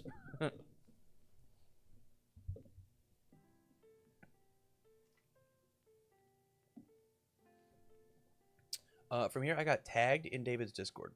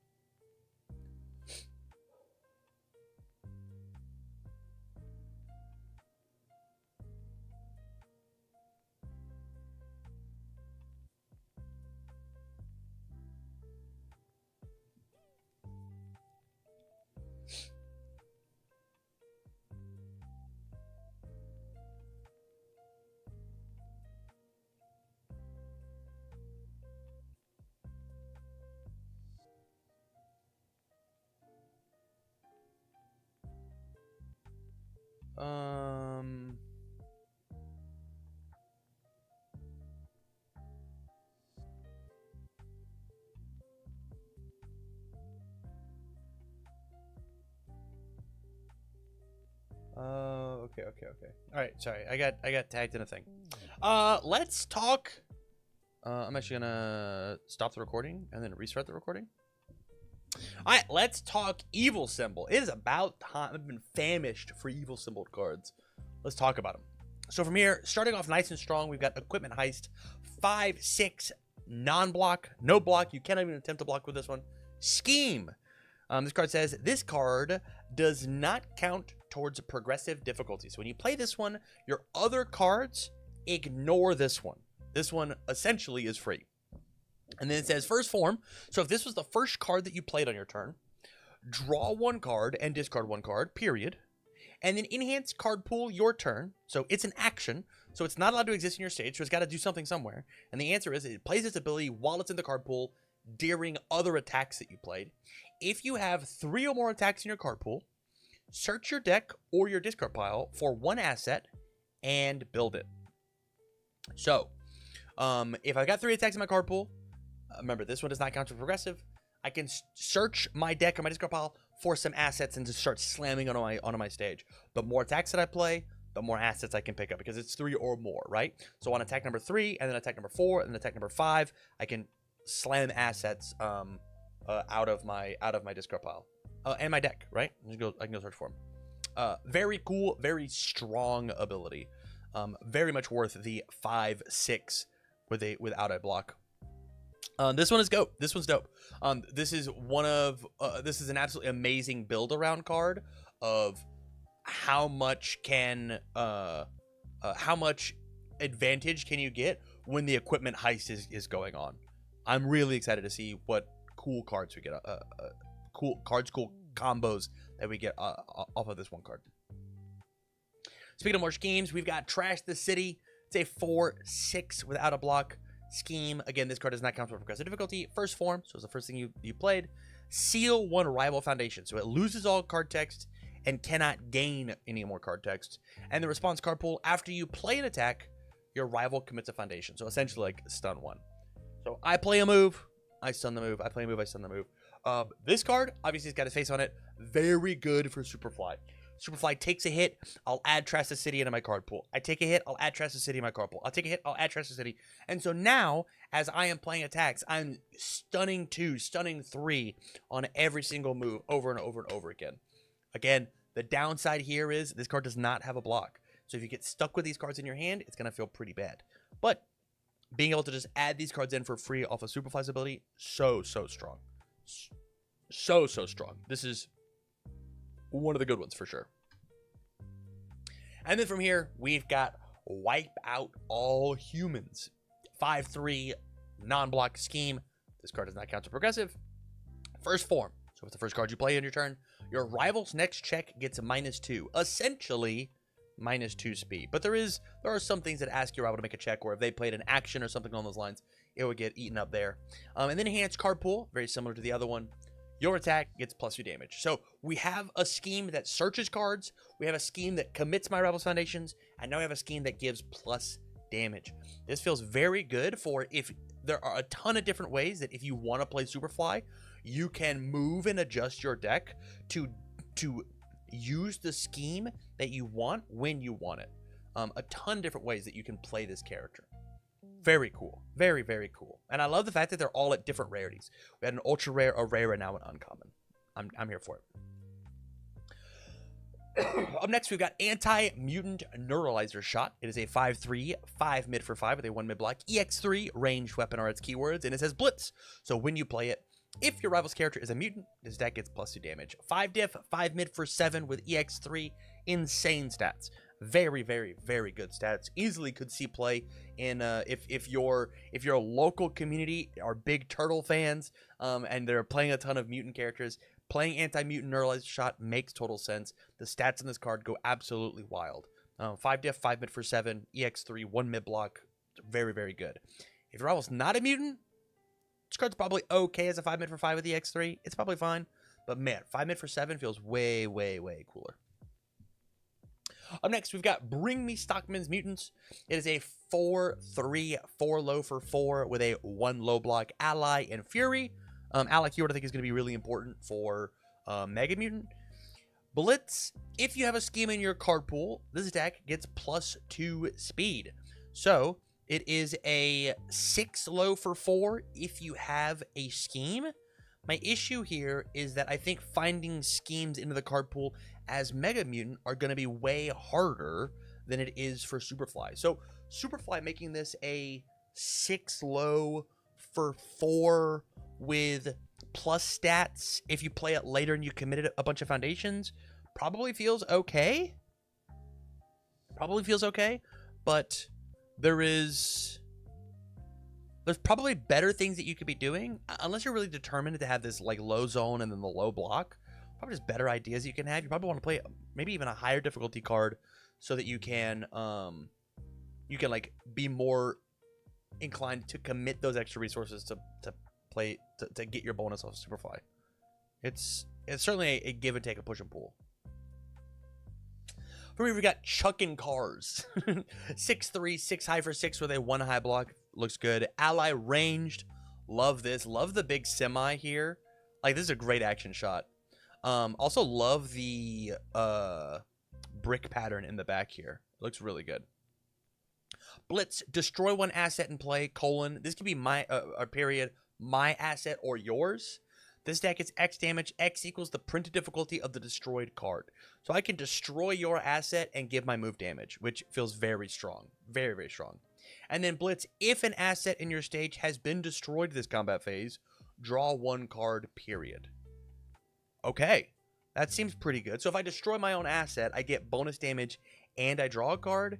And then I also, we just saw a scheme that says build in assets so that your chucking cars works really well. But in order for you to do this, you got to play this on what, like an 8 as your third move.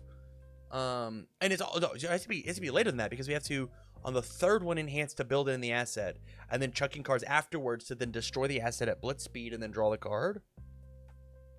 Seems a little tough to move things in and out. But I do like where this card is laying, especially with the ally keyword and the evil symbol. Mega Mutant's gonna make this thing absolutely huge.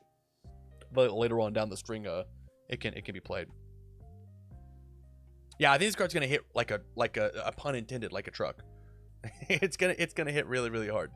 I'm here for it. This card's cool. I think this card's a really neat like secondary build around card. I'm here for it. Up next, we've got Cohort Support.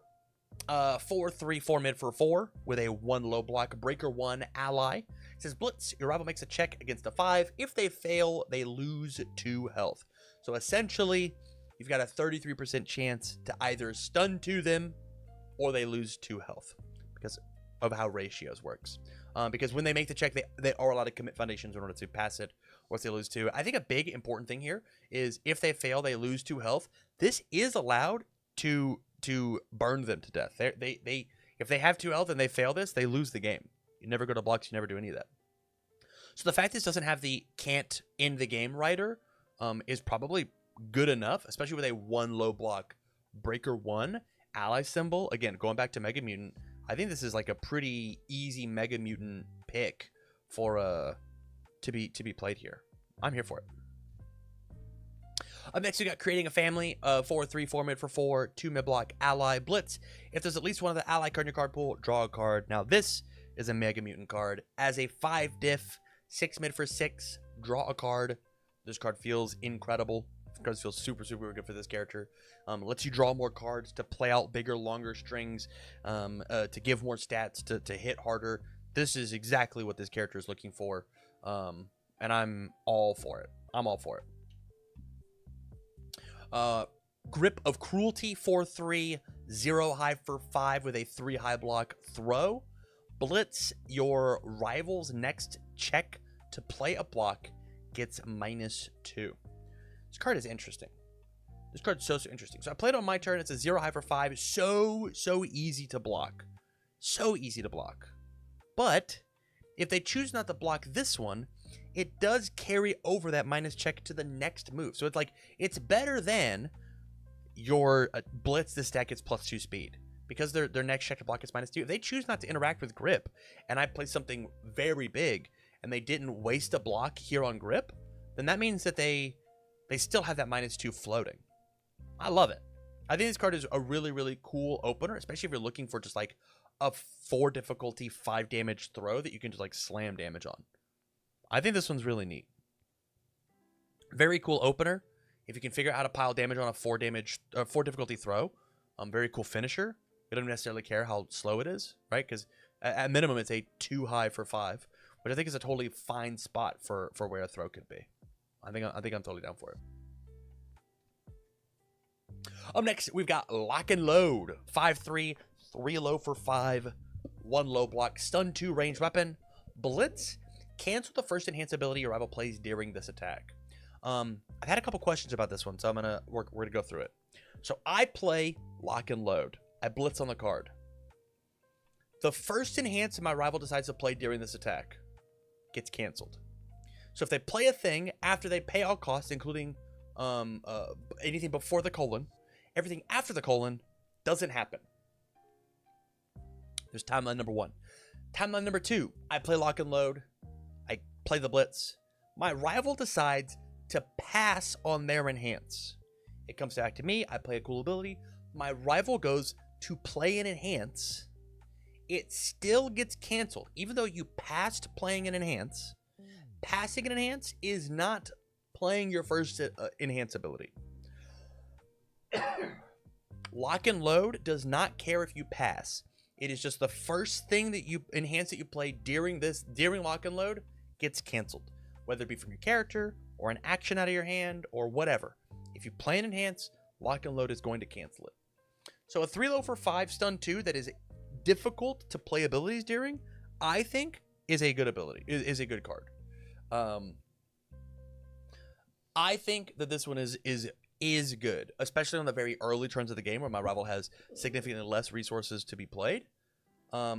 Certainly going to have diminishing returns the later on the game goes. So for your aggro characters, I think Lock and Load is probably high impact and very good at playing the game. I think this is probably pretty decent. Up next, we've got Mollywop. 5-3, 3 mid for 5 with a 2 mid block. Another stun 2 moves. Matt, so much stun inside the set. Ally Punch. Response, after you block with this card, your rival's next check to play an attack gets -2. Failing that check does not end the combat phase. So it's essentially Breaker 2, but a much nicer Breaker 2. So 3 mid for 5, stun 2, fake Breaker 2, Faker 2. Because failing the check does not end the combat phase, which means that there's more that they could possibly do. I like this card, especially in Superfly. When he's got his face on it, because if they decide to not fail the check, they're going to be committing more resources, which means that now Superfly is going to give minus more speed. Very cool synergy, very obvious tactic happening with Mollywop and Superfly specifically on defense. But then again, 3 mid for 5, stun 2. It is slow enough to want to be blocked, so that your later moves can hit really hard. I'm here for it. I think this card is very cool. Motivated by Revenge. It is a 3/5, 4 low for 6, 2 low block. Fury. It was very difficult to understand what was happening inside this picture. This is Superfly when he's a kid. It was difficult to figure out, and this is a guy's face with his hand.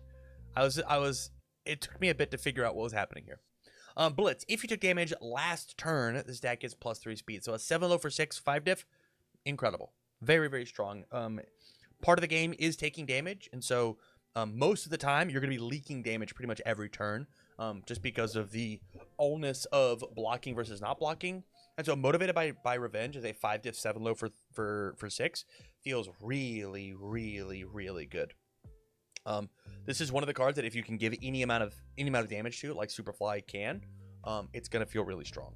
I am a big fan of what this guy's got going on, and easily could see it being played in competitive lists, just because 7 for 6, 5 diff are good stats, very good numbers. Quarterbacking from HQ. 5-3, 5 high for 5 with a 3 high block, powerful 3, ally ranged. If there's a scheme in your card pool, draw 1 card.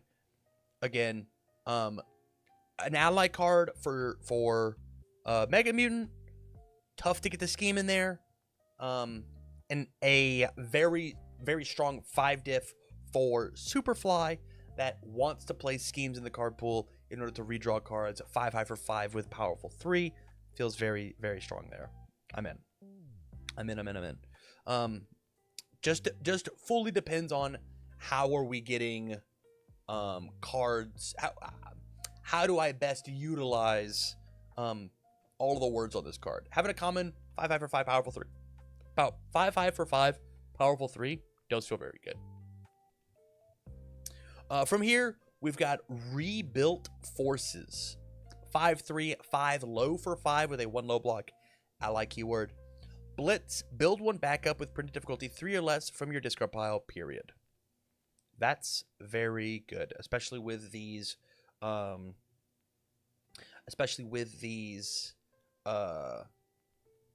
secret rare backups running around. There are plenty of them that are 3 or less. It says sacrifice that backup at the end of your turn. Your rival's next check this turn gets -1 for each backup in your stage. Interesting. So it says build a backup, difficulty 3 or less from your discard pile, and then sack it at the end of the turn. So you'll get it for this combat phase. And their next check gets -1 for each backup. Bishop's entire idea is we're trying to get as many backups into our stage as possible, so that this becomes like sometimes like -5 to the next check. This feels really good as like a 10 low for 5, right? And then we get more bonuses off of the backups that we built in. This card feels good. This card feels like one of the good ones. It really does depend on how tough is it for us to utilize the rebuilt-in backup, and like how potent can we get? How much can we leverage that built-in backup? But there's got to be ones besides the Mechazoids that feel very good. There's got to be. We'll have to find them. From here, we've got Superfly Stomp. There's a 4/3, 4 low for 4, 1 low block. Frenzy, which says it gets +1 speed and +1 damage for each attack that's been blocked this turn. So if we play it super late and my rival has blocked a couple things, it's going to get some pretty big stats. And then a couple more blitzes here. Blitz, spin momentum. Your rival spends momentum and sacrifices a face-up foundation. How annoying. And then Blitz, search your deck for a card and add it to your discard pile, period. This is where we get to take our schemes and put them into our discard pile. Probably in Superfly. This is probably should be like a 4 of, just so you can go search your deck for all of your schemes and put them in as soon as possible. And even then, like a 4 low for 4 frenzied card is good enough to be played like once you've got all of your cards. It is pretty good. It's pretty good. Let's move on to Bad Attitude. Our first foundation, 1/5, 2 high block. Response: after you block with this card, if your rival has 3 or more health, they lose 1, period. Annoying, not very high impact. Annoying, really good in like sealed and whatnot. It's good, but it's not great. It's good, but it's not great. Honestly, it's okay. It's not good. Honestly, it's fine. It's not okay. This was probably getting left on the cutting room floor. Charismatic Approach. 2, 4, 3 mid block. Enhance rival's turn. Flip : each player searches their deck for 1 card and adds it to their hand, period. Now, this is a card that I can get behind. I love this card so much. This card is massive, massive disrespect. Hey, I don't think that you can kill me with any of the cards in your deck. I don't think if I give you any card you wanted out of your deck, it's not going to matter. So here you go. You can have this one, and I'm going to search the best card in my deck because I think it's really high impact and valuable. I think this card is so good and is going to see play all over the place. Imagine going and searching up your showdowns. Imagine going and searching up your barrier shields. Imagine going and searching up whatever your true 100% unleashes. Imagine searching up whatever crazy card you want and you laughing at your opponent and saying, you can grab whatever you want. You're not going to kill me. What a cool card. What a cool, unfiltered evil card this is. It's so sick. This is such a sick one. I'm so in. And I'm so annoyed that Ghidorah players are gonna get this one. Hurling Insults. 2/5 2 high block, has the taunt keyword. Love that. Response Commit. After your rival blocks with a non-foundation card, they lose 1 health, period. Now this card, we laughed at the 1/5 2 high block. After you block with this one, they burn. This one says that if they block with a non-foundation card, they lose 1 health, and it can kill them. Imagine we have a couple of these out, and we're burning 2 every turn cycle that they block. There's only so many times that they get to do it. There's only so many times that they get to play this one. It's pretty good. Curious, is this a new TCG or CCG?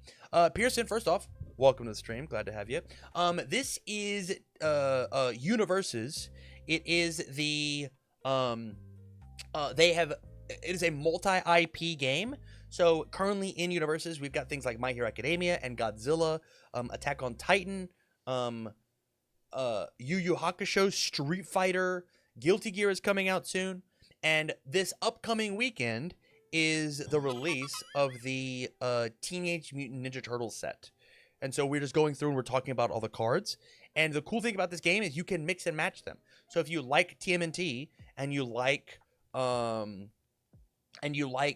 Attack on Titan, you can mix these sets together. We even have like things like Critical Role. Like there's so many different IPs and like universes, pun intended, that you can smash together and play cards with. But good to have you, man. Hope you enjoy your stay. Thanks for the follow. I've perfected the Ooze to 3/5 3 high block with the ally keyword. It says enhance : your attack gets +1 damage. If it's not blocked, your rival's next check gets -1. If you can afford the 3 diff, it is high impact. Pressing this button, all your ally attacks get +1 damage. If it's not blocked, their next check gets -1. It's essentially a late +1 speed, +1 damage, right? It's interesting. It's pretty good.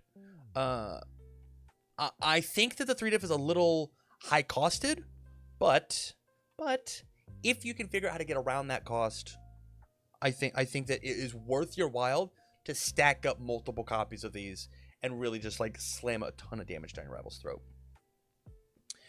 Pearson says, first time catching you live. Thanks for the info. Is it a Steam application or another download? Thanks. They are actually physical cards. So this is an actual card game that you can play. There is a way that you can play online, but it's just via Tabletop Simulator. And so if you have Tabletop Simulator downloaded, you can play the game for free. Mean Intentions, 1/5 2 mid block. Response, your turn flip, which means turn it face down. After you play an action, your rival's next check gets a -1, period. So I think that this card is very good. I think this card is good. I am nervous about the evil chaos character that is allowed to play this combined with Magic Trap that says response once per turn after you play an action. Your check gets -1. If we find an evil chaos character that is allowed to like play 8 copies of this ability, some of them a little more fleeting than others, I think it's going to be really hard to play any cards against that character, both offensively and defensively. Imagine your rival like playing Runaway and then being like, actually Runaway plus Mean Intentions plus Magic Trap. I'm going to stuff your card pool 1 and you've got -3 to your next check. Failing it ends your turn. What do you do, man? You just pass? Like these cards just say these cards just say your turn's over? That's crazy. That's so good. I will say I love the fact that it is a 1/5 that has a flip cost rather than the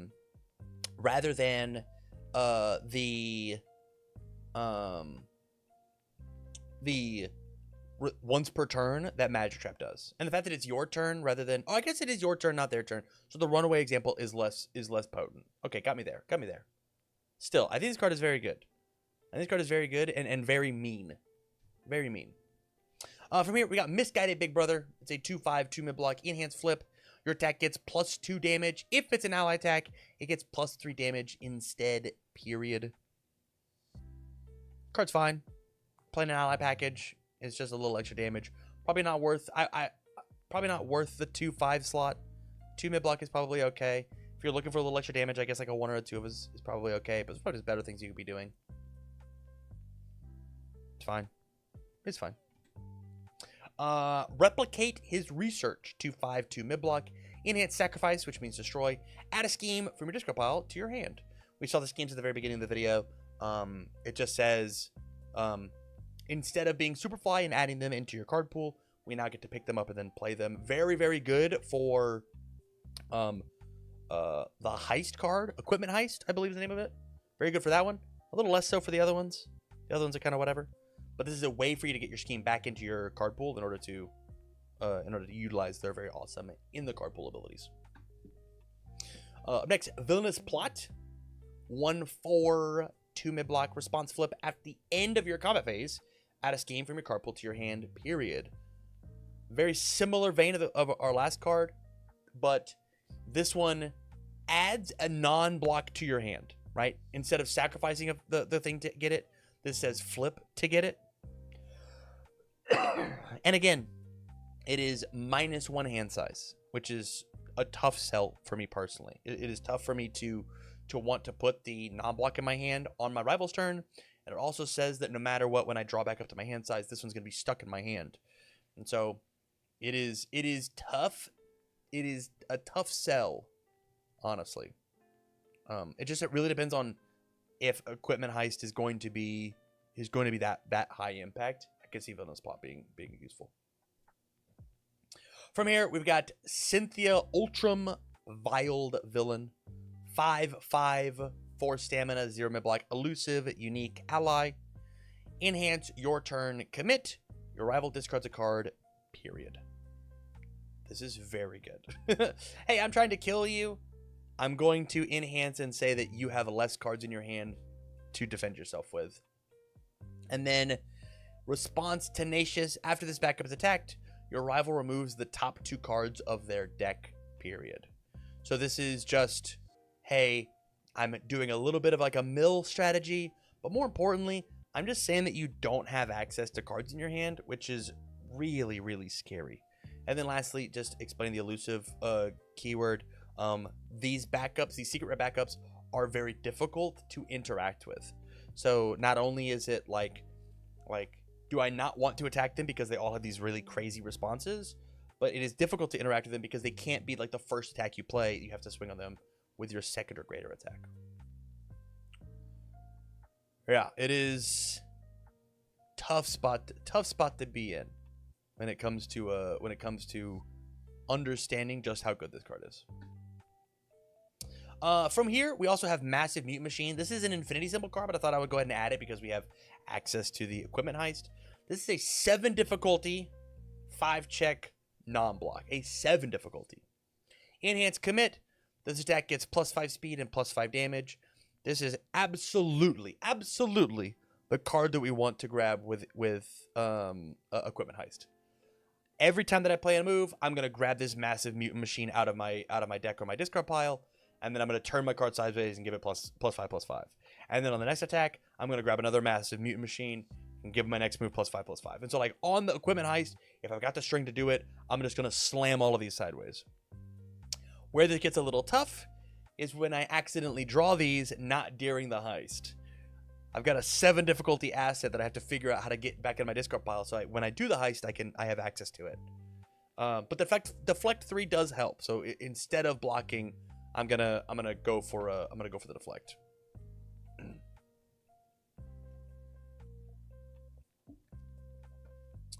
Pretty good.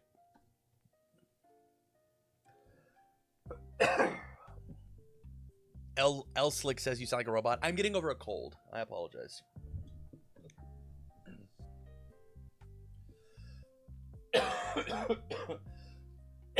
In fact, I'm gonna blow my nose one more time. I'll be back.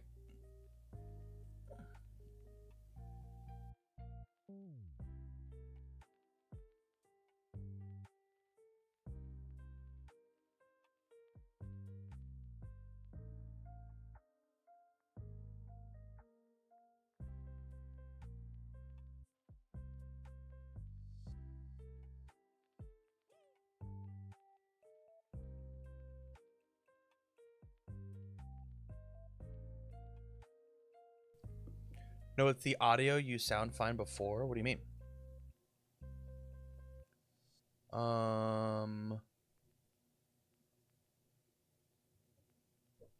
No, it's the audio. You sound fine before. Interesting. I mean, I can go check. CoBuddy is saying that I'm okay.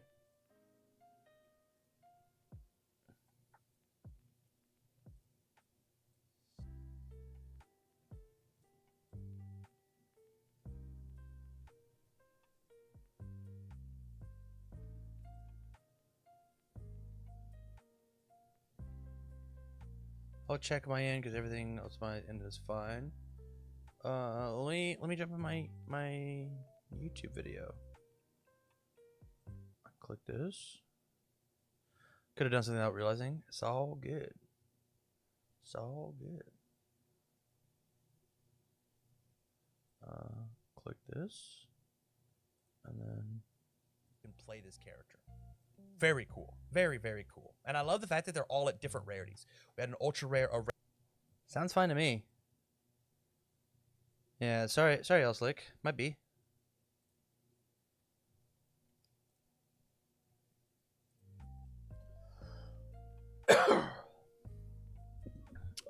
Let's talk. Oh, I should click the button. We're recording again. Let's talk fire cards. Hell yeah, we're jumping in. First off, Raphael's Size 0/5 1 high block deflect 2 weapon response : after you discard this card, if you have no assets in your stage, build it. Makes sense to me.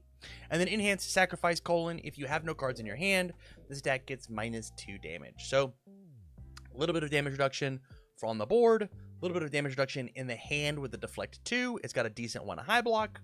All in all, this card's probably fine.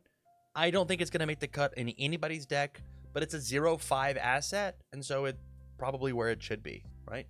It's probably an acceptable spot to exist. I do think this spot of ooze is a little weird. It looks like it's coming out of his mouth. It is a little weird. But all in all, you're good, Elslick. You're good. All in all, this card's probably not going to see any play like whatsoever. I truly, I am bummed what they did to the Turtles' weapons.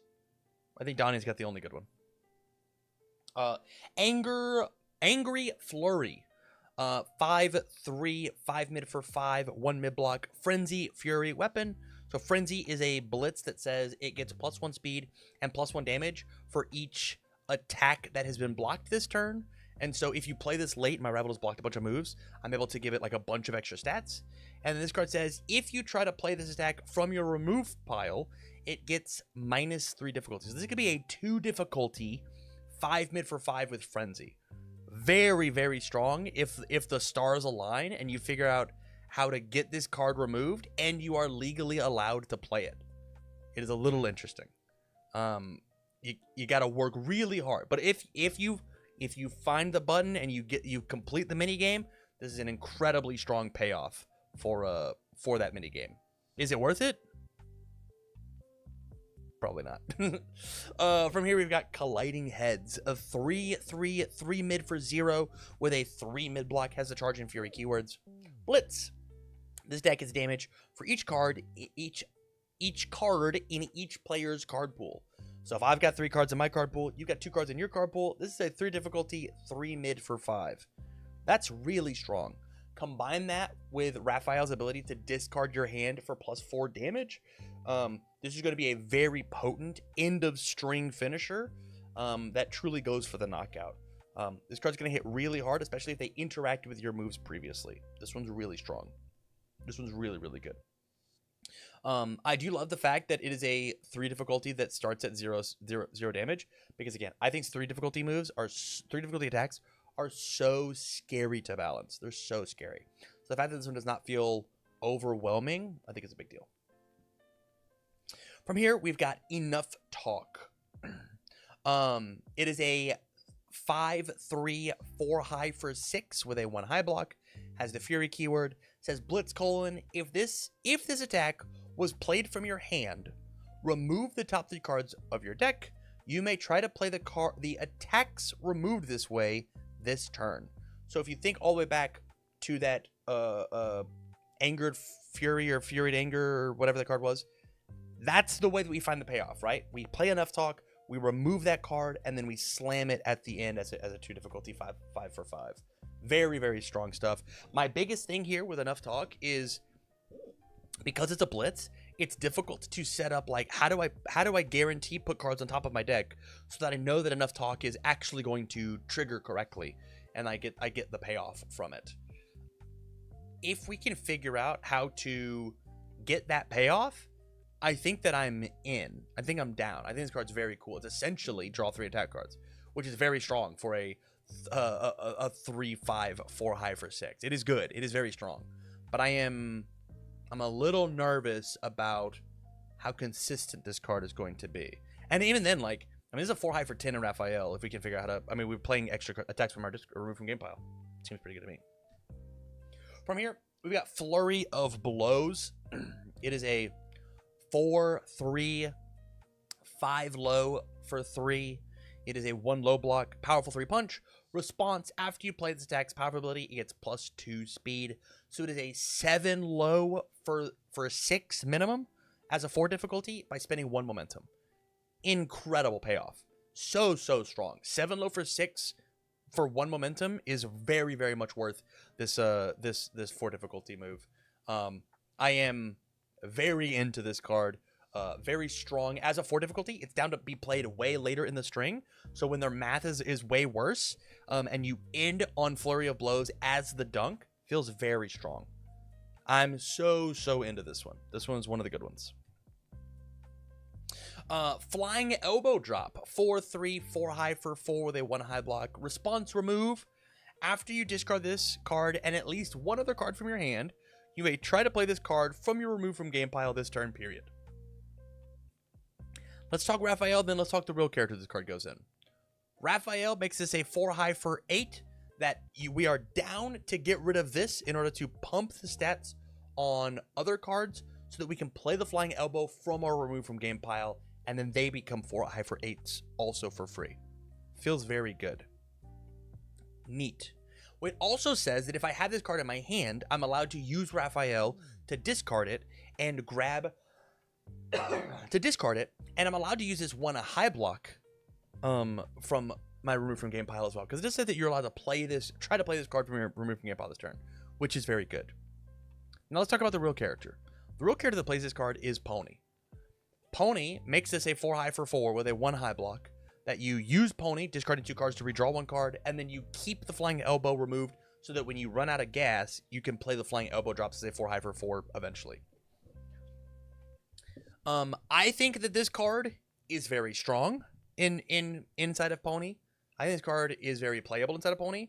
I don't know that I'm playing it this exact second, but maybe if something changes with Pony in the future, I could see Flying Elbow Drop making the cut. But as just a 4 for 4 that essentially is draw an attack card, I'm not sure that I'm in love with this one, right? I will say that it is an extra +1/+1 on Science Bros, which is a big deal. Which is a big deal. I'm down for it. From here, I've got Knockout Punch. It is a 4/3 4 low for 5. Great stats with a 2 low block. Fury and Punch. Response: after this attack deals damage to a character, your rival loses 1 health for each card in their card pool. So if they've blocked, if I can stick this Knockout Punch, I'm going to burn you for extra, and this burn can kill you. In Raphael, this is a 4 low for 9 that says, here's some additional burn. I love this one. I think this one is super neat. I think it is a high valued card. I think as a rare, I think it's find a place, especially as a 3 low. One of the big things about this set is there's a ton of low attacks. There are a ton of low attacks inside this set. It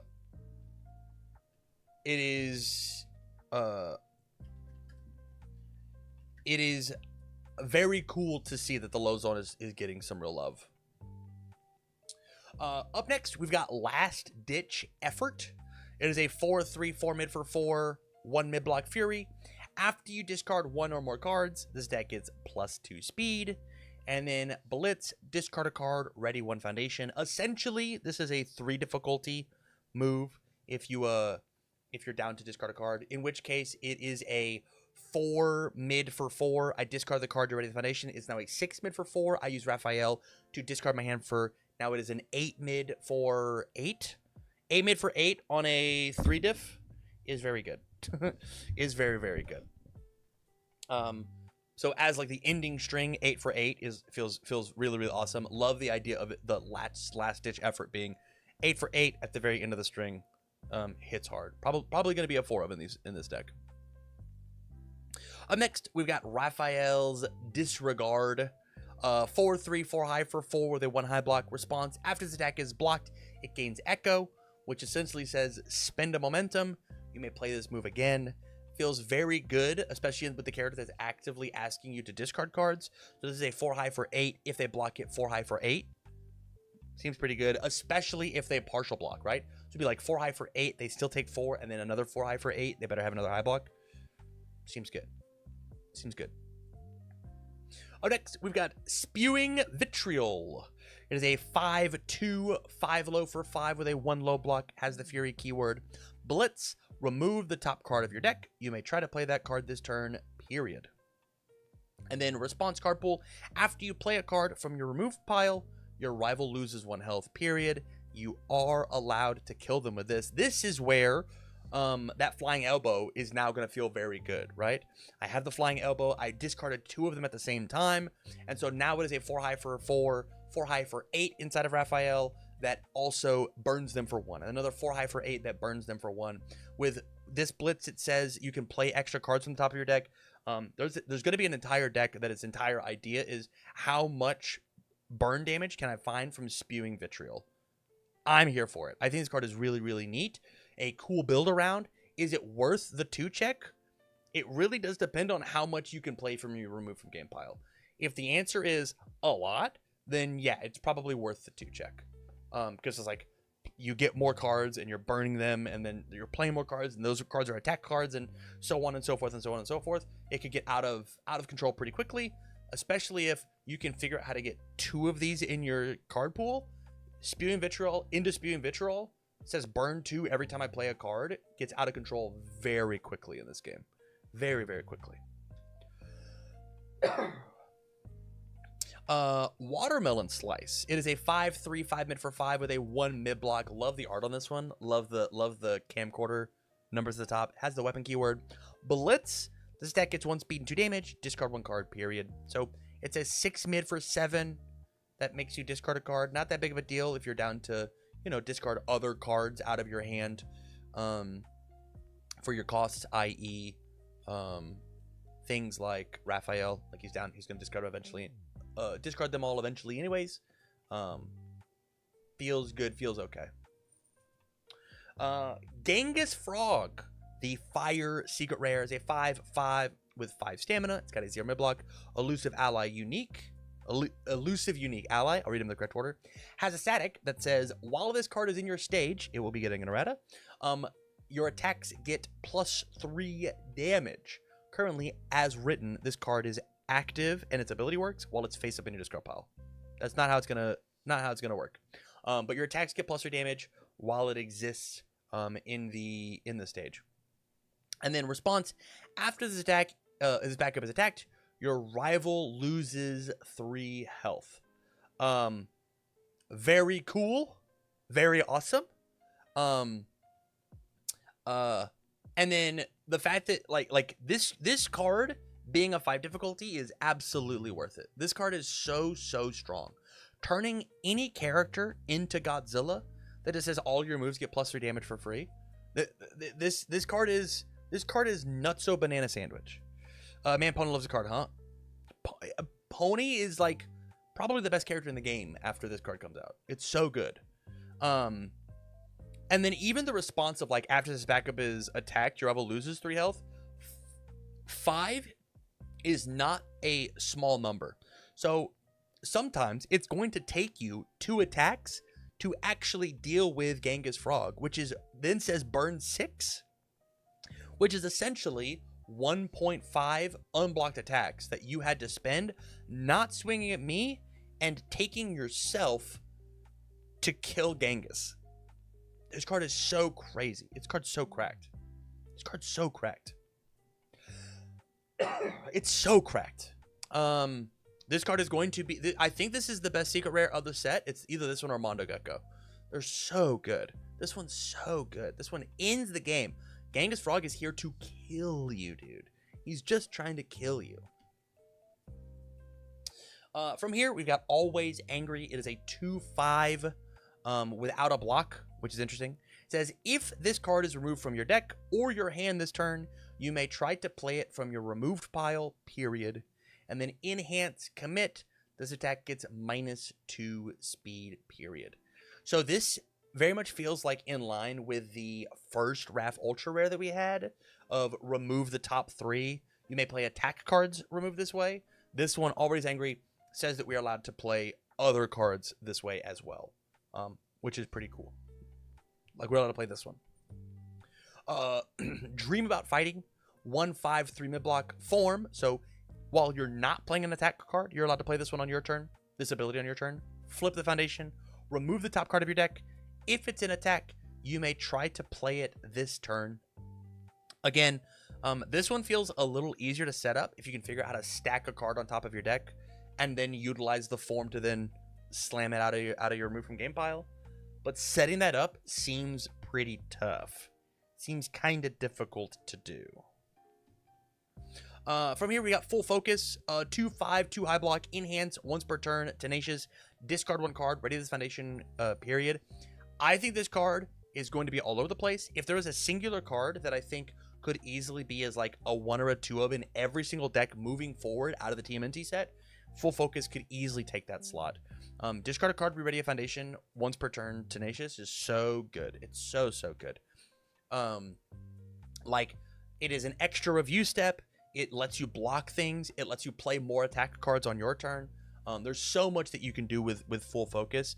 And we've seen it as a 1/6 in the past, and it was way too good. It was way too good. So the fact that they calmed it down and made it a 2/5 makes total sense to me. This card is still absolutely going to see play. 100% is going to see play. It's so good. This card's very strong. From here, we've got Go In Loud. It is a 2/5, 2 low block, first enhance. So the first enhance that you play during this attack, flip this attack, mine or yours, gets +2 speed. Wow, these are good cards. Rebby, thank you for the 33 months. I appreciate it. Not a ton to say here about Going Loud. It is certainly just my move hits a little quicker, a little tougher to interact with me. Probably not going to see very much play. It was pretty cool and sealed, but not very good pretty much everywhere else. Up next, I've got Goofing Off. What a pinnacle, what a perfect picture to show off the TMNT. So good. 1/5, 2 mid block. Enhance, flip, colon. Your next check to play a card from your removing game pile gets +1, period. Feels very good for Dreaming About Fighting. Not good anywhere else. This card is just draft chaff. I'm so bummed that we wasted this picture for this card. Why is that a first enhance? Because speed is really scary to balance. I think being able to flip like 4 of those all at once seems really, really spooky. But man, Goofing Off, what a waste of card art for this card. It could have done something so cool. I love this art so bad. I will never sleeve this card ever. What a shame. I'm awesome. 3/5, 2 low block, enhance commit, spend 1 momentum, your attack gets +5 damage. Again, Raphael is going to be looking for extra ways to get value out of the pieces on his board rather than from his hand. And so being able to discard your hand for +4 damage, and then I'm awesome for +5 once my rival has lost all the cards in their hand, says that I can probably end the game in like one big OTK move. But you just got to get there in the first place. From here, we've got Reckless Abandon. 2/5/2 high block, enhanced Tenacious, so playable while committed. Sacrifice, which means destroy it. Add 1 face of foundation from your stage to your hand, period. So I'll destroy this one to pick a different one up. Interesting. I'm not sure that I've seen anything under the fire symbol specifically that, if added to my hand, gives me a ton of value outside of Raphael is down to discard his hand, which means he no longer has blocks, which means Reckless Abandon says destroy this, lose a foundation to then pick up a block for my rival's turn. Pretty much the only thing that I can think tactically works with what this card's got going on. Up next, we've got So Many Regrets. It is a 1/5 2 mid block. It says enhance flip. If you have 8 or more attacks in your discard pile, this attack gets -3 damage. Again, Raph really has to get value out of his stage. And so this is essentially a partial block, you could say, from your stage, as long as you've got 8 or more attacks in your discard pile. And because of how Raph is going to be playing, I'm sure there's going to be a ton of attacks in your discard pile, because we constantly want to try and string together these big, long, massive strings. And there it is. There's all the fire cards. Man, Raphael was almost so cool. I've heard a lot of people saying like Raphael was going to be playing cards out of his remove from game pile, and I fully agree with that. I bet there was like a once per turn play 1 attack out of discard pile on his face, and he was just too crazy with it.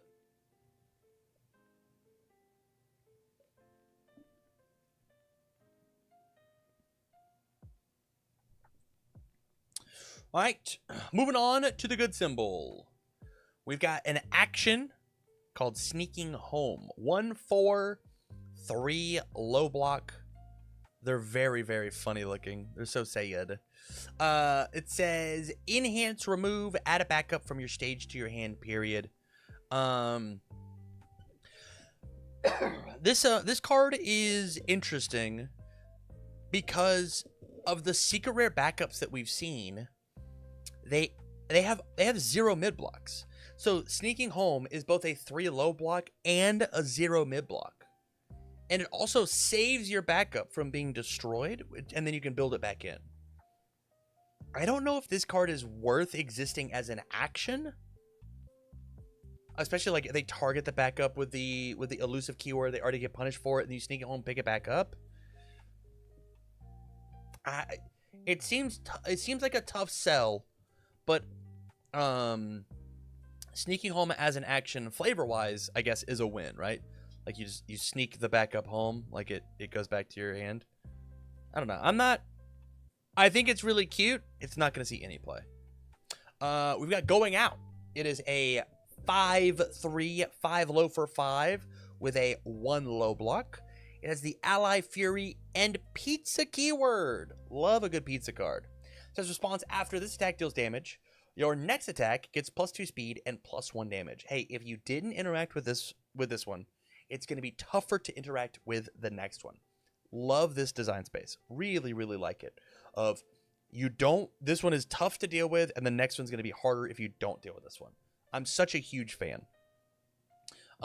This being an overstatted 5 diff, an on stats 5 diff that makes your next attack overstatted, probably feels good depending on if you drastically need pizza cards. I think if you need pizza cards, I think this one's a totally fine one to play. From here, we've got Growing Up Fighting. They look so funny. 4/3, 4 high for 4 with a 1 high block. Powerful 2 ally keyword. Blitz. Build 1 foundation with printed difficulty 2 or less from your card pool, period. I'm a fan of this. There are a lot of really good cards that you'll draw in your hand, and then you instantly want to get down into your stage. And so making your progressive a little more difficult to then build down is probably good enough, right? It's got powerful 2, so it's a good dunk at the end. It's got the ally keyword, which I think is interesting, but I don't think necessarily matters for this set. I can't remember any characters that care about the ally keyword on the good symbol. Like, I know we got All in Void for April, and we got All in Evil for Superfly, or for Mega Mutant, excuse me. But like, I think this card as like utility piece is okay. I'm not sure it's gonna see a ton of play though. It really depends on how important is that 2 or less difficulty foundation. If that one's important, you might need to play it. Oh, next we got Pizza Party. It's a 5/3, 5 mid for 5 with a 2 mid block, ally, and pizza keywords. Blitz. Your rival commits X foundations, and you gain X health. X equals the number of pizza cards in your stage and card pool, max 3. So at this is stun 1, gain 1 health, because it itself is a pizza card that you've played in your card pool. If you have extras, it is stun 3, gain 3 on a 5 mid for 5. If you can figure out how to put any amount of stats on this card is going to be very good. Again, on rate is a stun 3, 5 mid for 5. Very good opener if you've got pizza cards in your stage. Really, really solid. It just depends, again, on how the rest of the pizza cards look. Setting the standard. 4/3, 4 low for 4 with a 1 low block. Blitz : the speed and damage values of each other attack you play this turn become 4, period. This card has the potential to be really, really scary. If you've got, I mean, the easy answer that we have seen in the community is like using things like Hawk's Feathers and making these 1 difficulty, 1 mid for 1s, turning them into 4 for 4s. But the fact that like it changes the starting value into 4 says that like if I've got like really potent 2 for 4s that have like really good abilities, they're now 4 for 4s. My move got +4/+4. I think like a card like this can be really, really scary given the right circumstances. This is such a cool build around card. I'm so for it. This card's so cool. I'm so here for it. This one is so neat. To the point where like I just want to do a bunch of looking with setting the standard. What does setting the standard do for these non-Hawk's Feathers decks, you know? Shell Shocked. 5 excuse me, 5/3, 5 high for 5 with a 2 high block, has stun 2. Response: after you block with this card, your rival's next attack gets +2 difficulty, period. This card is crazy good. This card was so good all over the place. Every time that I open a Shell Shocked, I loved playing it. 5 high for 5 with stun 2 is insane. It's just an insane rate.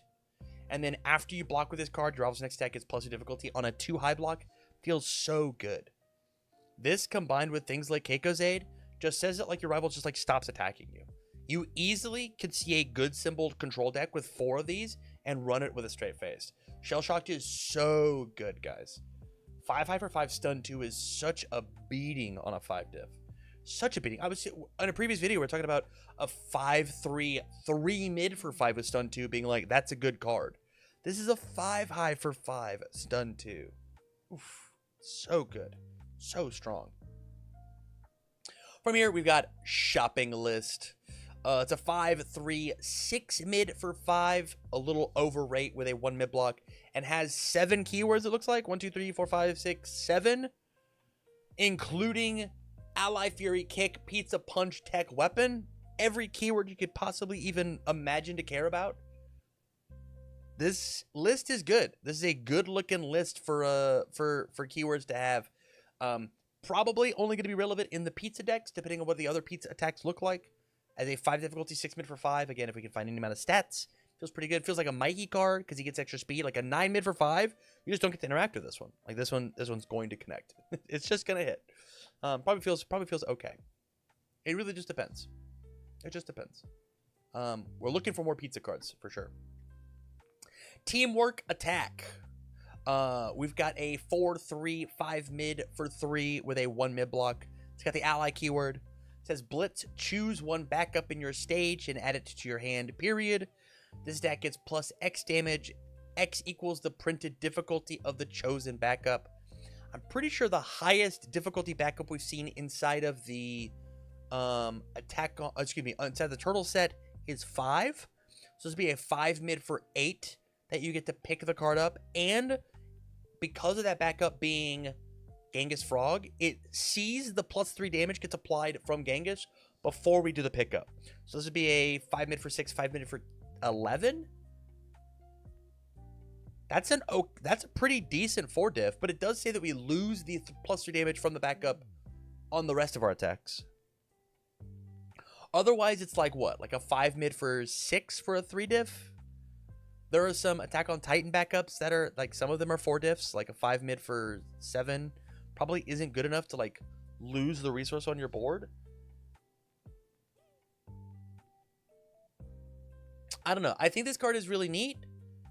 I just don't know how the execution of this one works because of adding a backup in your stage. If it was choose a backup in your discard pile and add it to your hand, I think I'd be way more inclined. Right? I pick up a backup from my discard pile to go the +1 that I think a resource I didn't have, and then play it out. Probably feels way better. Like, and then I'll play the 5 diff. Like, the higher the difficulty, the harder it is to play afterwards. Probably feels decent. But like picking up out of my stage seems pretty tough. Seems like a tough sell to me. From here, we've got United in Battle. It is a 4/3, 4 high for 4 with, again, the ally keyword. It's got a 1 high block. Response. After this attack, deals damage, draw 1 card, period. And then build a foundation from your hand with printed difficulty 4 or less. I love this card. I think this card is very, very cool. Probably exactly where I want an ultra rare to be. That is a flow card, 4 high for 4. It's got to deal damage and I draw the card.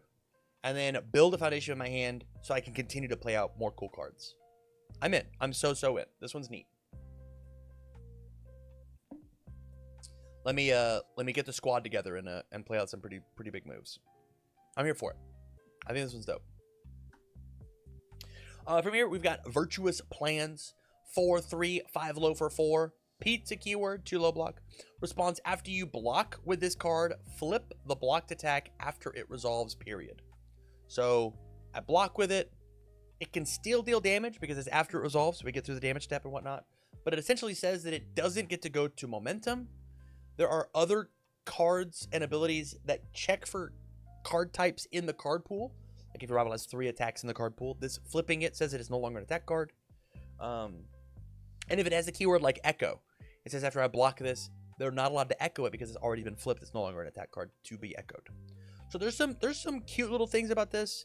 It is a little above rate for stats, right? 4 diff, 5 low for 4. But the fact that it's got a cool on block trick and isn't like trying to actively win the game makes me a little sad. And the fact that it is a low block rather than a mid block so that I can flip anything. Not being able to flip high attacks feels a little rough. But it feels okay. Probably feels fine. From here, I've got Young and Free. It's a 4/3, 4 mid for 5 with a 1 mid block. It's got the ally keyword. It says, statically, rival effects cannot modify your check to play this card or reduce this attack's speed or damage below printed, period. Which means if my rival hits me with a nasty, nasty breaker 2, I'm allowed to play Young and Free. Young and Free, you still make the check to play it. The check is modified because it tries to get applied, but then it doesn't get modified to Young and Free. So like you ignore breaker essentially, which feels super cool, which feels super rad. And then Blitz : unfreeze or unseal 1 foundation in your stage, period. This card is such an interesting kind of screw you to the disruption your rival is doing on a card that does not hit very hard. I really like its design space. 4 mid for 5, so like it's respectable. Again, a little bit above rate. That just says that like when you tried to stop me from using this cool piece, Young and free, I'm gonna do the thing. You tried to breaker me, young and free, I'll ignore the breaker. You try to reduce my damage to 0, it won't be. There's a lot of cool things that like says if your rival tries to stop you, no you don't, no you can't, no you didn't. It's a cool design space to be. Takes a lot of heads up and understanding what is going to exist in the field to know if this card is good or not. But on the turn or in the game that you pull this card off, it's going to be dope. It's going to be so rad. Up next, we've got Brotherly Love. It is a 1/6 2 mid block deflect 2 ally. Has a static that says your abilities treat this card as an asset, period. Very good for Donatello. And then response remove : after this attack enters your discard pile from your hand or deck during an attack, that attack gets +1 speed, period. So when you mill it off the top with Leonardo, it gets to trigger. When it's discarded out of your hand, it gets to from Raphael, it gets to trigger. It has deflect 2, so when you pick it up with Michelangelo, it is both a 2 mid block and deflect 2, and it's an asset for Donnie. Also a 1/6. It wants to be played as a 4 than all 4 of the main turtles, and I'm here for it. This is exactly the kind of card that the brothers needed. I'm so here for it. I love it. I think this is such a great piece for all 4 of them. I'm in. I'm so in. This one's dope. This one's dope. From here, we've got Daily Training. It's 2/4 3 mid block. Enhance flip : build 1 foundation from your hand with printed difficulty 3 or less, period. This card is very good, especially if you are Raphael and you are trying to actively discard your hand over and over and over again.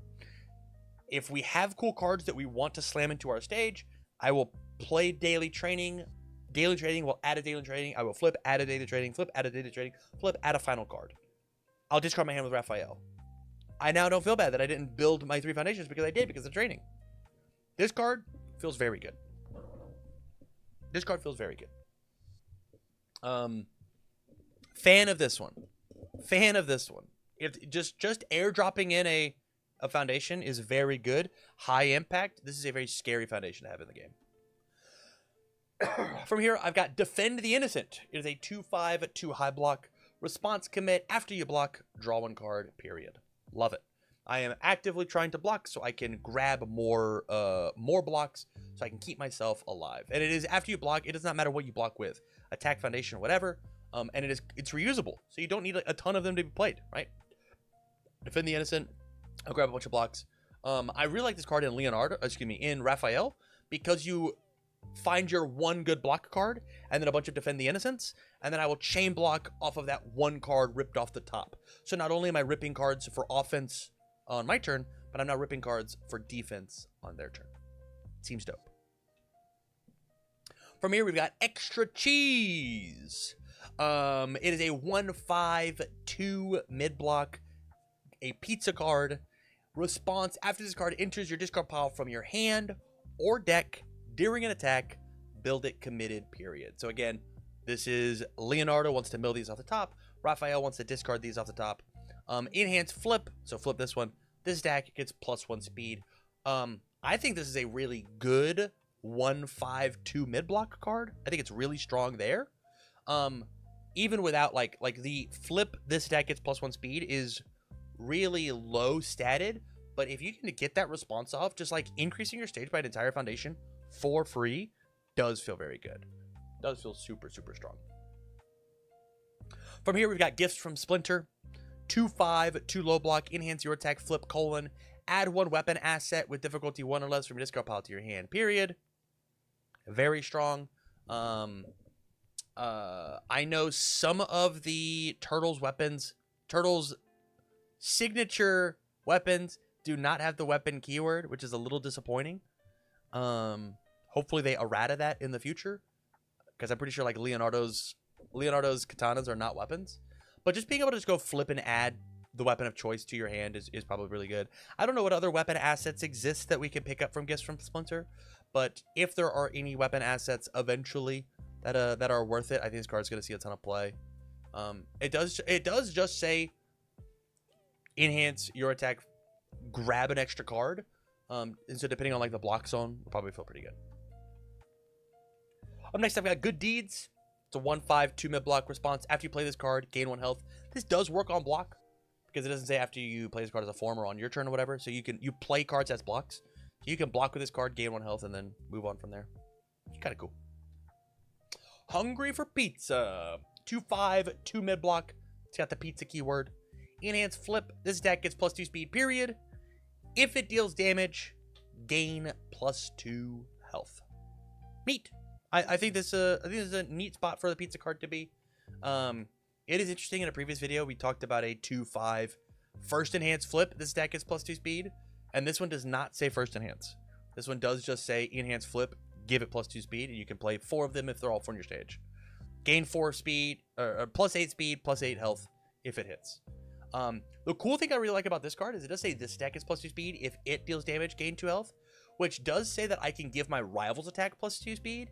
And if their move hits me, which it probably will because I give it +2 speed, I will gain 2 health. It's a cool way to give like -2 damage on a move. It's neat. From here, we've got Let's Stay Out. 1/5 3 high block. Enhance Commit. This deck gets -2 speed if I have 2 or more pizza cards in my stage. It gets -3 speed instead. Obviously, we've got a ton of pizza foundations that we've seen. And so having a 1/5 that commits for -3 speed is a very high rate. Very good rate. And so if you're playing a pizza deck, Let's Stay Out is a mandatory card inside of your deck. Love the 1/5 commits for -3s. Very solid stuff. Speaking of pizza delivery, 2/5 3 high block, a pizza card. After you check or mill a pizza card, add it to your hand, period. Here is where I think the pizza cards are going to be really, really good. After I check or mill a pizza card, add it to your hand means after I check or mill a pizza attack, add it to your hand. Going and grabbing Pizza Party, which we said was a stun 3, 5 mid for 5, feels really strong. And this is both on offense and defense. It feels really, really solid. I think pizza delivery is the reason that the pizza keyword is going to exist at all. And just being able to like airdrop these in with daily training and being like, all right, if I check a pizza card, that could be the thing that like pushes my deck over the top to find my win. Probably feels very good. Pizza delivery, I think, is going to be one of those massive blowout cards that I think is going to be really, really strong. From here, I've got Youthful Optimism. It's a 1/5 2 low block. Enhanced Sacrifice. If you try to block this deck, your block modifier becomes +0. It just says sacrifice for -2 speed, essentially, because there's not a ton of like, I don't know, they kind of stopped printing +4 and +5 block mods to like make these really strong. But it says that like you destroy this for your 3 block modifier to be really useful. Playable committed would be really, really solid here, and I think we'd see a ton more play. But the fact that it has to stay ready to then be used on defense does not feel incredible. From here, not a good card specifically, but does have the pizza keyword, so I thought I would include it this way. Story Pizza. It's a 0/5 2 mid block with the pizza keyword. Enhance Sacrifice mill 2. Add 1 foundation, mill this way to your hand. If no foundations were milled this way, gain 2 health. Just as a way to mill 2 and potentially grab myself an extra foundation feels kind of cool. Especially in, I mean, we've talked about him a lot in a previous video. Raphael, just being able to like accidentally find a card in his hand might be good enough. But as an asset, it's probably not good enough.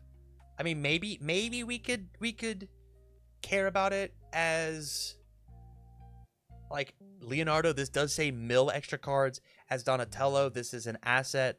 As a pizza card, I guess it's for Mikey. Mikey just cares about pizza attacks. He doesn't care about pizza cards. I don't know. I mean, it's a 0/5 asset. It probably isn't supposed to do a ton, but it's a little lackluster to me. And then the unique cards from the starter decks, we've got Splinter, 3/5, 3 stamina, 2 low block, unique, and then mutant.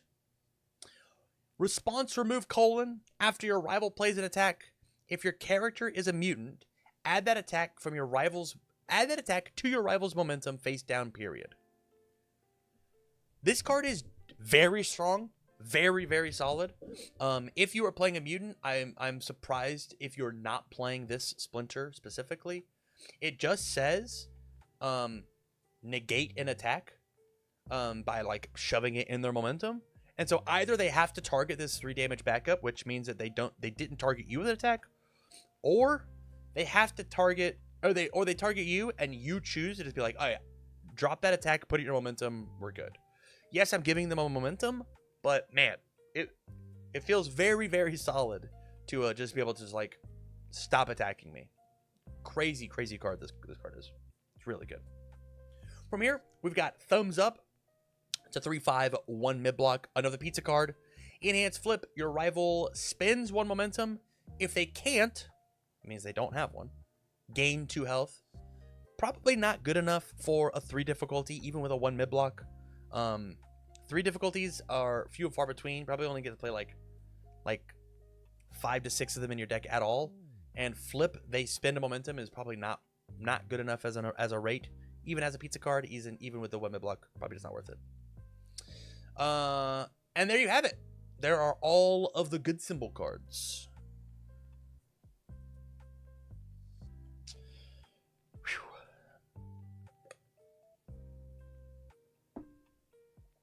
2 more symbols, chat. 2 more symbols to go. We got Void, we got Water.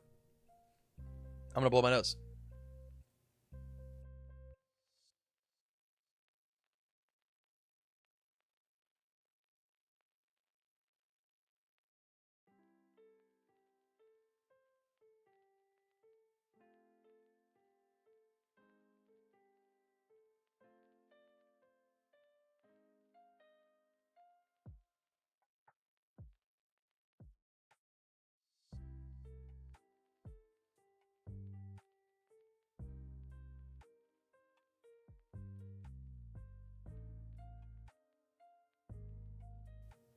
Okay.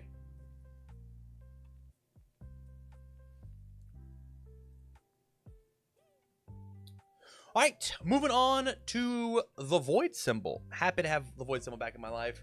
Let's talk about a scheme. We've got Exterminate Mutants.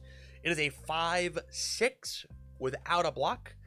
This card does not count towards progressive difficulty, so whenever I have this card in my card pool, my other cards ignore this one. This one does not count towards progressive as I go to play my other cards, so my cards get a little tougher to they don't get tougher to play, counting this one.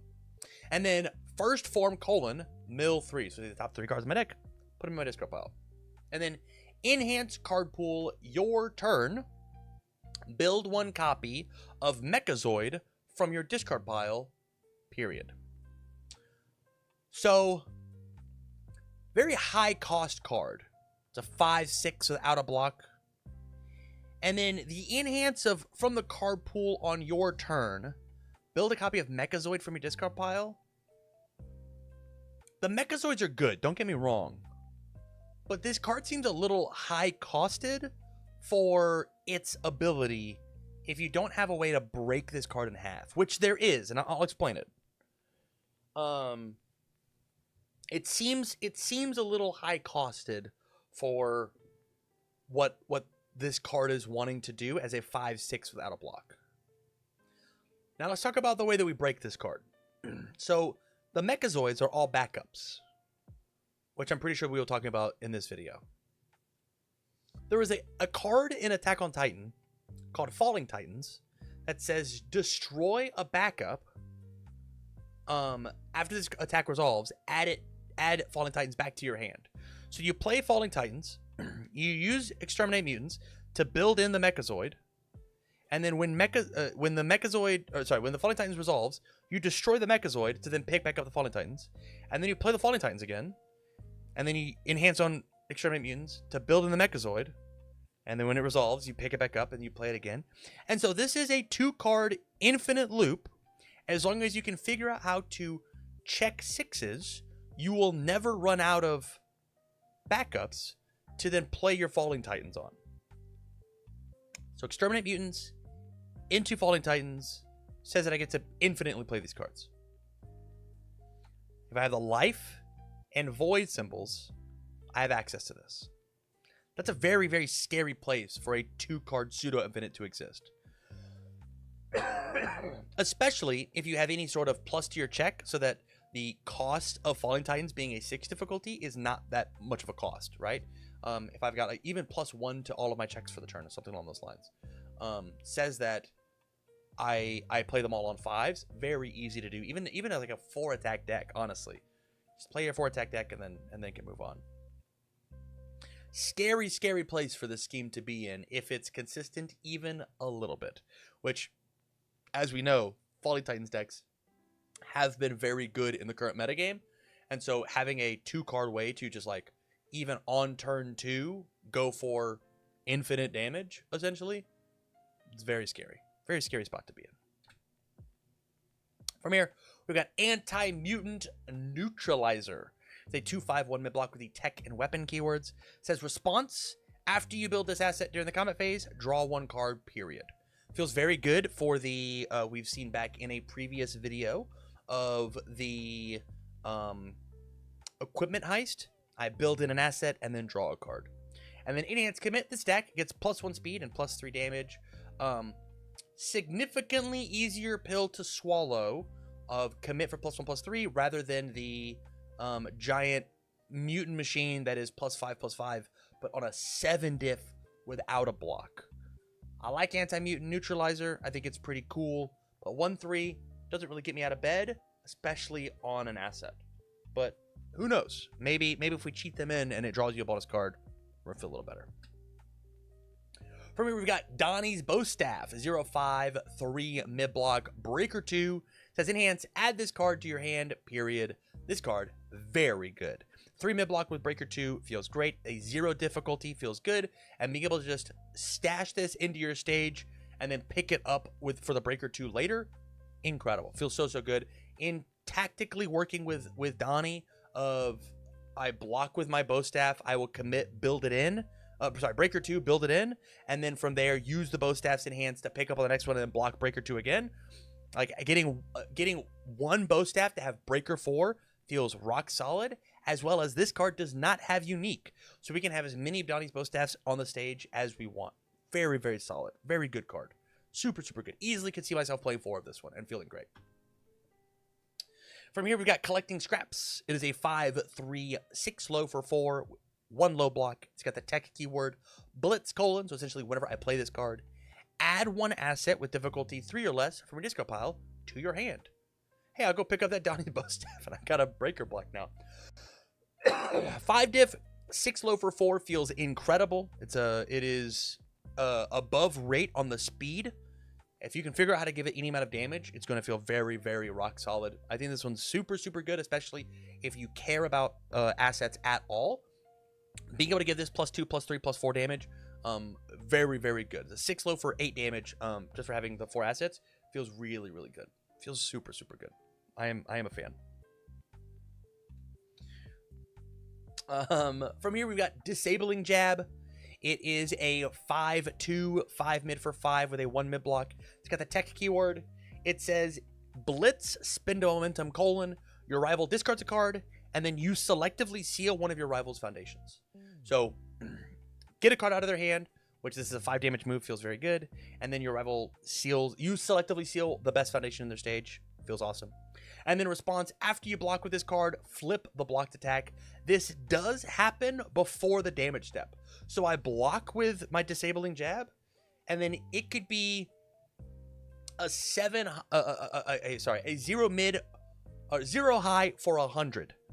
I block with my Disabling Jab. It flips before damage. The damage step happens because it's still doing the block step. It deals no damage. The attack is dropped. It could be versus a throw. It could be versus whatever. Hey, block this. It deals no damage. Very good place for a 2 difficulty to be. Very good on offense. Very good on defense. The 2 check is a little scary. You do have to build your deck around this 2 check. But I think this is a debilitating 2 check. This is a debilitating enough 2 check to warrant it. It is a 5 mid for 5 that can only get bigger. It actively makes my rival lose cards out of their hand, so that my strings are more potent. Feels very, very solid. From here, I've got Disintegration. It is a 5/3/4 mid for 6 with a 2 mid block. Blitz, remove foundations from your rival. Remove 2 foundations from your rival's discard pile. Then, if there are no foundations in the discard pile, they discard 1 card, period. What an incredibly difficult card to use. It almost feels like this is only playable after my rival has cycled. And even then, as a 5 difficulty, 4 mid for 6 after they've cycled, like, what is really the point? This one's not a very good card. This one, unless they've got like some really key foundations that they keep bringing back and reusing or something along those lines. I'm not a huge fan of Disintegration.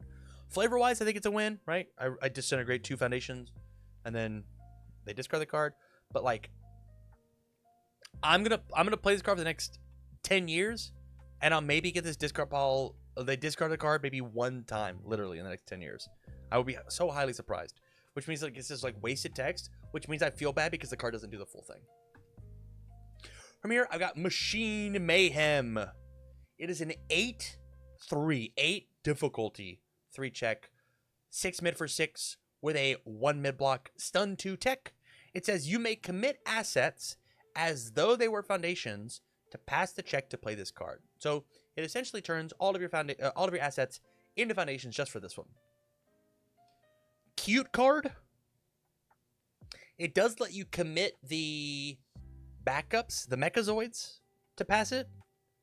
I don't think it's worth it for a 6 for 6. If it was an 8 for 8, I think I'd be down. Right? Like make it tough. Make it actually tough to play. Make me want to commit my very cool assets and backups that count as assets to do it. But 6 for 6 with stun 2 it just isn't it. There's 5 for 5s with stun 2s that are 5 difficulties. The extra 3 difficulty is not worth the +1 stats. Make it big. Make it big and make it matter. Mechazoid Onslaught. What a cool looking card. 6/3, 4 low for 4. Understated. 2 low block. Ally tech. Let's see if it makes it up. Blitz, search your deck or discard pile for 1 copy of Mechazoid and build it. Period. This deck gets 1 speed, 1 damage for each copy of Mechazoid in your stage. We figured it out. So this is a 6 diff, 5 for 5 minimum. But if you got a bunch of Mechazoids in your stage, it becomes massive. You're allowed to have, I believe, 8 Mechazoids in your stage. So this is going to be a 6 difficulty, 12 for 12. That's what I'm talking about. That's pretty good. That's pretty good. Combine that with any other stats that you can give this card. Feeling pretty rock solid. But like at the same time, is commit a foundation, which is essentially what this is because it's a 6 difficulty. Building a Mechazoid going to be worth it? Mechazoids do commit to make my rival commit foundations, which we'll look at here soon. It's like maybe it's worth it. Unsure, unclear, truthfully. Move on to Spinning Swing. 4/3, 1 mid for 6 with a 1 high block. Got the weapon keyword. Blitz. This deck gets 1 speed for each asset in your stage, period. Donnie's whole deal is he wants to play assets. We've seen in previous videos, and I'm sure we'll see in this video, a ton of foundations that count as assets. The Mechazoids count as assets. I think that this card, as a 4 difficulty in Donnie, is going to be one of the biggest 4 difficulties that you're going to see, right? Imagine that we've got 4 assets in our stage, or 4 cards that count as assets or whatever. This is a 5 mid for 10 in Donatello. 5 mid for 10, 4 difficulty. This card gets absolutely massive for almost no reason. For just playing the game, and our name is Donatello, this card gets huge. This is for sure a 4 difficulty all the time in this character. All the time in this character. They're going to get massive. Massive, massive, massive. Very, very scary. Technological Advantage. 4/3, 4 high for 4. Got a 1 high block tech. Blitz. If there's an asset in your stage, draw 1 card, period. This makes total sense. Mechazoids count as assets for your abilities. This is it. It's 4 high for 4. This is draw a card. Easy. Tool Toss. 4/3, 4 high for 4. 1 high block, range, tech. Blitz. Flip 1 asset, colon. This deck gets +2 damage, period. Dope. I think this is a totally chill card. We're looking to get a little extra stats out of some stuff. So a 4 high for 4 makes sense to me. No ninja stars, no problem. Good flavor text. Seems a little tough to want to flip an asset for +2 when Donatello gives the stats all by itself. It's got Donnie's face on it. But maybe there's other asset characters that care about this. That, like, turns the... Even... You know what? Turning... Whenever you flip an asset, what happens game mechanically is it becomes a face-down foundation. The game can't recognize the difference between a face-down asset and a face-down foundation. It treats them all as foundations. And so this card essentially says build a foundation for +2 damage, which might just be good enough. I'm here for it. I think there's probably some place for this to exist. Wingnuts Sabotage. It's a 4/3, 4 high for 4 with a 1 high block. Got the tech keyword. Static. Your rival cannot play enhanced abilities during this attack, period. This might be one of the scariest things that you can possibly put on an attack card. The entire principle of this game is the fact that we take turns back and forth, playing enhances. And Wingnut Sabotage says that we don't do that anymore. I'm allowed to load this thing up with all the speed and all the damage that I want to, and you get no resets. You get no enhances to be played at all during this attack. That is so incredibly scary. Not to mention it has other abilities, right? Blitz, commit one rival asset, period. So before they even get a chance to, if they even could play an enhance or response or whatever, I'm gonna commit their asset. And then Blitz, if your rival has one or more sealed cards in their stage, this attack gets +2 speed and +2 damage. So in Wingnut, this is essentially a 6 high for 6 that they can't do anything about. Wowzers. Wowzers, this card is so scary.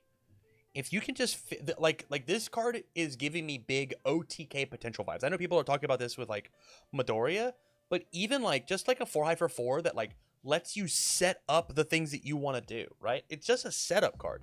Hey, I'm going to draw all the cards that I could possibly want to draw, and you can't enhance, interact with any of it.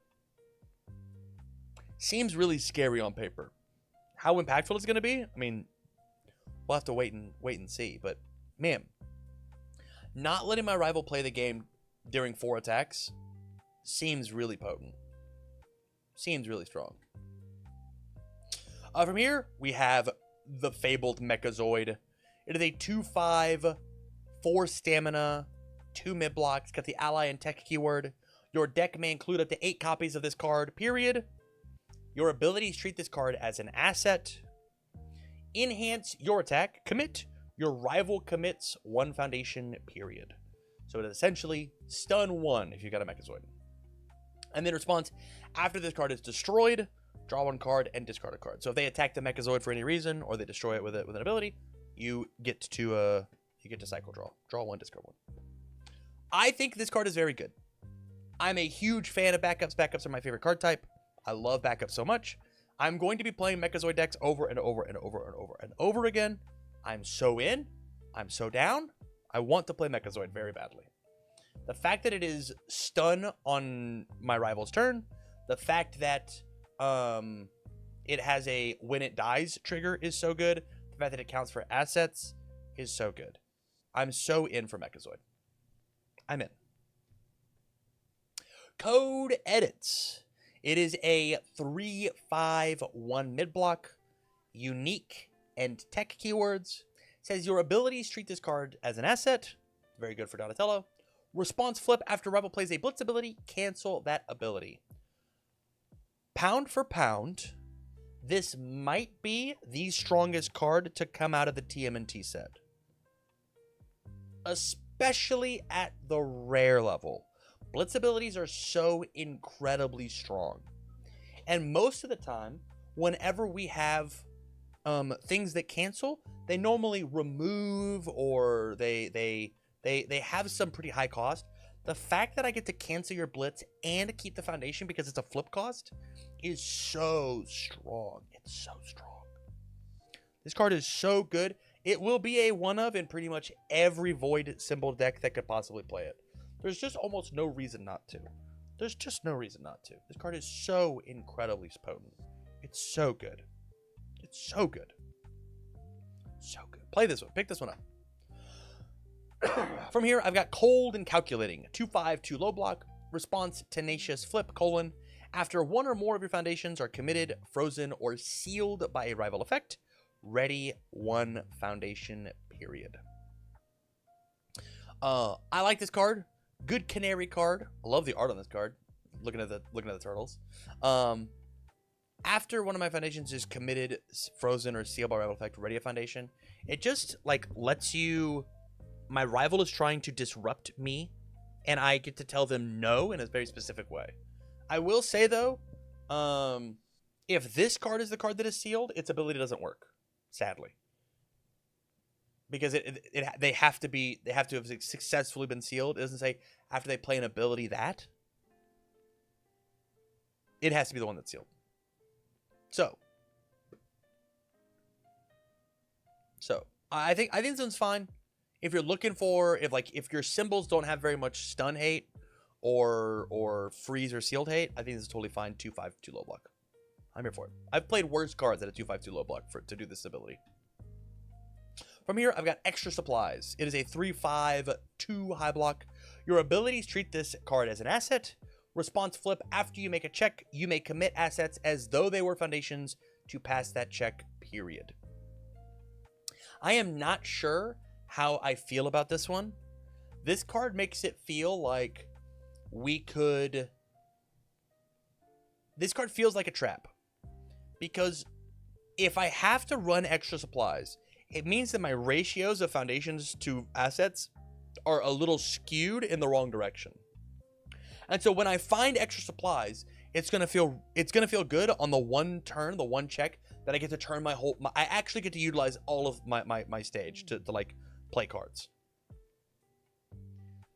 On the turns that I don't have Extra Supplies, I'm just running a bad deck. And on the next check after I use my Extra Supplies, I'm still just running a bad deck. This feels like a one of get out of jail free card, but I don't think that you can make a bad deck by having too many assets in your deck and just be like, oh, Extra Supplies is going to save me. Because I just don't think it's going to. I think you're just supposed to run correct ratios, and then like maybe you could have a one of get out of jail free card type idea. From here, I've got Hunting Mutants. Scary picture. 2/5, 2 mid block, enhance flip. This deck gets +1 damage for each asset in your stage, max 5. Bishop, Donatello, I will flip. I got a ton of assets. I feel good about it. Yes, this looks dope. I love a Bishop gets stats, gets speed for the cards in our stage. This gives damage for the cards in our stage. This makes total sense. Love this. Love this. Juggling Groceries, 1/5, 3 high block. Enhance commit. This deck gets -2 speed. If your rival has more foundations than you, it gets -3 instead. This card's incredible. This card's really, really good. One of my favorite pieces of draft chaff. I want this ability in I want this card in every set exclusively for sealed. Like, give me this card on every single symbol, truthfully. I don't think that having a 1/5 commit for -2 or -3, if they have more foundations than me, is going to break the game if I'm allowed to play like 12 of these. Nobody's going to play 12 of them. It will not hurt the game that badly. So I am a huge fan of having this card forever. Forever for the rest of the time. I'm so in. This card should exist. From here, I've got Kamikaze Robots. It is a 2/5, 2 low block. It says form, so anytime that you would not be playing a card on your turn, flip. Add a ready copy of Mechazoid from your stage to your card pool face down as a mid attack with 2 speed and 2 damage. I think the fact that Kamikaze Robots, I not only have to have the Mechazoid, but I also have to have the Kamikaze Robots. Kamikaze is only a once per game action to give me a 2 mid for 2. I guess I don't have to pay the control check. It just happens. It's just a free 2 for 2. But I really wish that I could just like send all 8 of my entire army of robots at them. Even if this was like a unique card that said flip, you can just do this ability with all of them, would be kind of cool.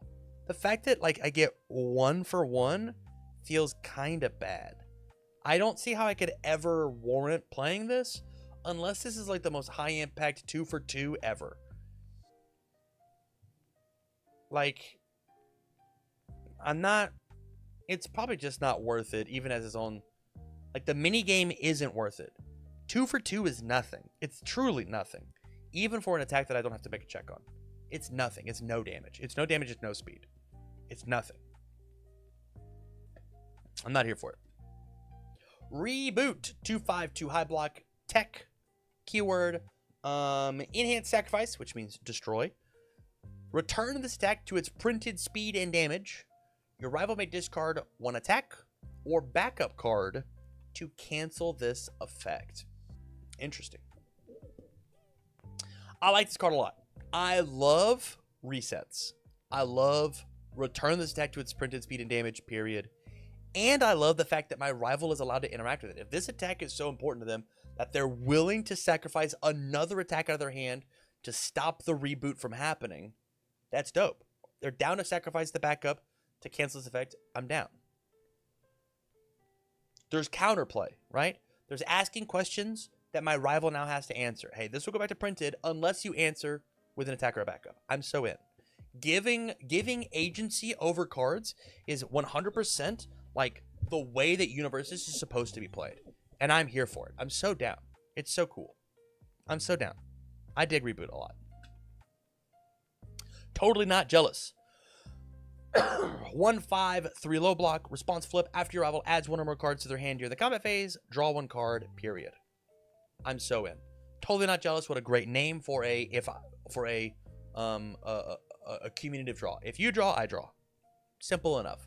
I think abilities like this are so good for the game, especially on symbols of like on the void symbol that are like actively asking you not to have cards in your hand, right? Part of the void's identity is a bit of discard, right? We saw it with Donatello's ultra rare.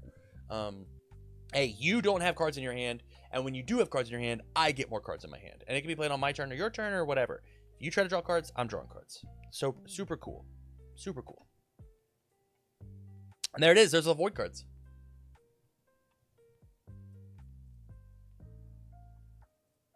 Let's move on to the last one. We've got water. Let's talk water. Chair shove. 5/3 3 low for 6 with a 2 low block. No keywords on this one. It says blitz, which is when I play this card, your rival adds the top card of the deck to their card pool face down, period. So essentially, it's got +1 speed for the rest of the turn because they have +1 to their progressive difficulty. So 3 low for 6. Just kidding. It's a 4 low for 6 because they got a card in the card pool. If your deck cares about card pool flooding synergies, I think this card's really cool. It's a great opener. It hits really hard. It is fast enough to matter. It is a 6. It's a 4 for 6, which is the going rate, but it's not even 4 because it's like it's 1 speed for the rest of the turn. It's so good. I'm a big fan of Chair Shove. Easily could be a 4 of in these card pool stuffing decks. I'm down for it. I'm here for it. From here we got Chair Spin. It's a 5/3 5 low for 5 with a 1 low block. It says blitz. Your rival readies 2 foundations, period. So they ready to. If they do, selectively commit 3 of the rival foundations. So after I've stunned 2'd you, I'll play Chair Spin. Let's ready those 2 foundations, and then I'm going to pick the 3 that matter to me. That one, that one, and that one. Those are the ones I care about. Turn them on. This card is crazy. This card is nutso.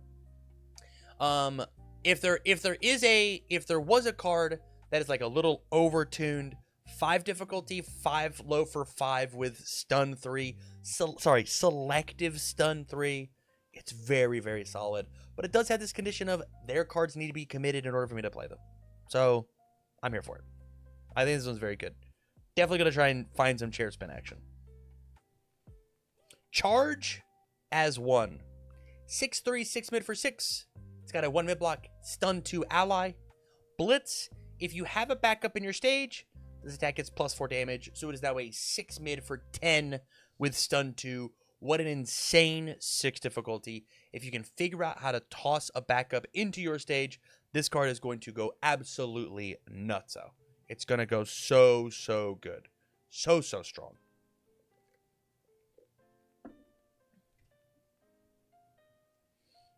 Enthusiastic Encounter. It is a 4/3, 4 high for 4 with a 1 high block. It's got power for 3 on it. No other keywords. Blitz, clear 1 card from your rival's card pool, period. If you do, add a rival foundation from their stage to their hand. You get to pick. So let's pretend for a second we don't have this card pool flooding mechanic of them adding cards to their card pool. If they blocked a previous move, I get to selectively take the best foundation in their stage, whether it be best on my turn for their defense, or best on their turn if I have to pass back to them, and I add it back to their hand. And so you don't get to have that on your board. You got to figure out how to rebuild it in order to use it. Debuilding, especially adding cards from stage to hand, is one of the most annoying things that you can do as a Universes player. It's so, so annoying because, remember, we're a draw X game. I draw up until I have cards in my hand. The more foundations I shove into your hand, that is less attack cards you could potentially play on to me. This card is so annoying. This card is so annoying to deal with. And it only gets worse the more enthusiastic encounters that you find, right? Like playing 2 or 3 of these in a row, you flood their hand back with crazy cards. I will say I do like the clear 1 card from Rival's card pool just to make sure that like on turn 2, if I double enthusiastic counter, I don't put them so far behind that the game is over, right? Like they do have to find a way to get a card back in the card pool, which blocking does, but they're allowed to fall into that trap. This card's annoying. This card's so, so annoying. And the fact that it's powerful 3 could be a dunk at the end. Sheesh. Pretty good. From here, we've got Fillet Fling. Say 3 difficulty, 3 check, 3 low for 3 with a 2 mid block. Flavor fail. Breaker 1 slam. Response : after you play this card, add 1 face down card from your card pool to your hand, period. So this card's interesting because it says that I'm allowed to do this on block. So if I had some way to have, if my rival added a face down card in my card pool, I can block with the fillet, breaker 1 them, and then lift my face down back to my hand, and then I'm good. But the more impactful way to play this card is I play an attack, I echo it, at resolution of the echo, it flips, I then go fillet fling, pick up this face down attack, I now play an attack, I echo it, I flip it. So this card turns 2 attack cards into 5 attack cards. And that seems really good. So it's almost like this is like a 3 difficulty action that like sometimes hits them for 3. That like lets you reuse and replay these really, really potent echo cards. And that's really, really strong. That's really, really strong. From here, we've got Data Roll. 4/3, 2 mid for 6 with a 2 mid block. Blitz. This deck gets a speed for each card in your rival's card pool. Flip this attack after it resolves. I figured out what we're picking up with Fillet Fling. Yeah, if my rival has blocked a bunch, or if I've flooded their card pool, this sometimes can be like a 4 mid for 6, which is very good on a 4 difficulty. And then you flip it, you play the fling, you pick it back up, you slam it again. It probably blocked some amount of these. It gets even faster.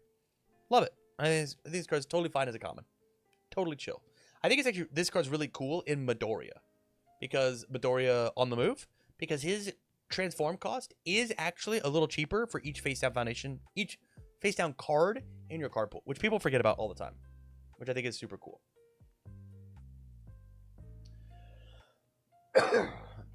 From here, I've got Ground and Pound. This is a 4/3, 4 low for 4 with a 1 low block. It's got the slam keyword. Blitz. If there is a throw attack in your card pool, this attack gets +1 speed and +1 damage, and you draw a card. The name of this card in reference to its ability is hilarious. The fact that this is a rare makes me kind of sad because a 4-diff 5-low for 5 that, sorry, a 5-diff 5-low for 5 that draws a card is like not, that is like common uncommon area, specifically for this set. Like we've seen better commons and uncommons than this.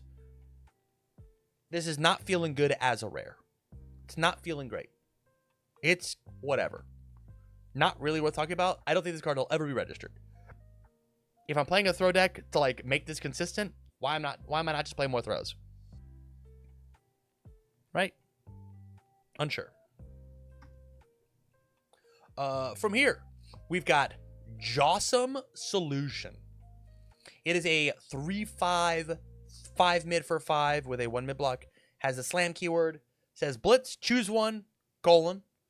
Destroy one rival asset with difficulty 2 or less, period. Or this deck is +1 damage. I am down for this card. I think having more asset destruction is very good. It's very good. The fact that it randomly gets +1 damage, I guess that's fine. It's a 5-diff, 5 mid for 6. That is above rate. I was talking about the fact that in a previous video that a 5-diff, 6 mid for 5, 1 mid block that was blank is probably good enough to like warrant playing. The fact that it has the option of destroying their asset or getting the damage, it's probably fine. It's probably fine. 5 mid for 6, a good rate for a 5-diff. It's fine. Off the wall kick. 3 high for 3 with a 2 high block. It's got the kick keyword. It says response after you play this card, freeze one rival foundation, period. This does include on block. So if I block with off the wall kick, I will selectively freeze one of their foundations, which means it isn't ready during the next owner's ready step, which means it is frozen during both my turn and their turn, which is pretty good. It does not fall off during the next ready step, during the owner's next ready step, which is really good. Up next, I've got Shock Baton Jab. It is a 4/3, 4 mid, 3 mid for 4 with a 1 mid block. Stun 1, punch tech weapon. Response, remove 1 foundation, colon. So normally it's going to be a committed foundation. After you use this tech's stun ability, freeze 1 foundation stunned by that ability. So not only is it stun 1, I'm going to lose a resource permanently for you to lose the resource for the next turn. This card's probably fine. It's probably annoying. I don't see it seeing much play, even inside of sealed, unless we really, really care about that foundation that got committed. Unless we really, really care about it.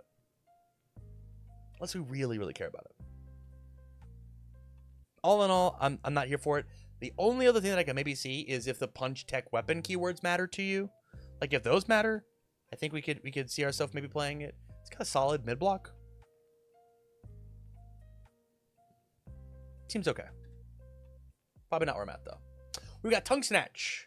It's a 4/3, 4 mid for 3 with a 3 mid block. It's got the throw keyword. You can give stun to this, right? You can give stun to it. Yeah, but you only get to freeze the one thing for the Shock Baton Jab. You only get to freeze one thing stunned by it.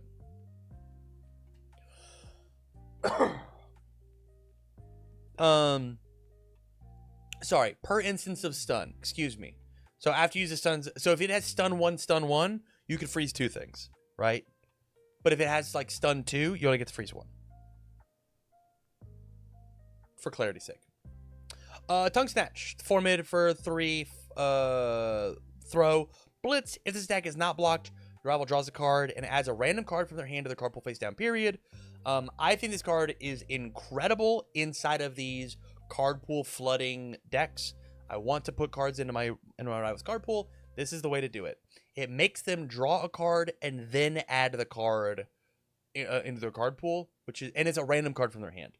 So it's not even like they get to pick. This card's very, very solid. The only issue with this one is it does not hit very hard. You got to figure out how to deal with that 3 damage. If If you can figure out how to get around the 3 damage, this card is primo. This card's very, very good. Very, very solid. Next, we've got Tripped Up. It is a 5/3 4 low for 4 with a 2 low block. It's got the throw keyword, Blitz, seal 1 rival asset, period. This card is not very good. 5 difficulty 4 low for 4 is way below rate to deal with a throw. Like, throw is not good enough. If they partial block my 5 difficulty move, they take 2 damage. Who cares? And then Blitz seal a rival asset is nowhere near the like a 5 diff that says destroy the asset. I'm here for. Just sealing it is not nearly good enough. Like, I understand ultra rare versus common, attuned versus non-attuned. I look at this card in comparison to Chimera Kraken and I go, what even is this? This is nowhere near an acceptable card to be even thinking about being put inside your deck. That you will find a different way to deal with an asset. Point blank. This card is a coaster. This card's one of the coaster cards. Not a coaster card. We've got Ray Fillet, Singing Stingray. It is a 4/3, 4 stamina, 0 mid block, elusive unique ally.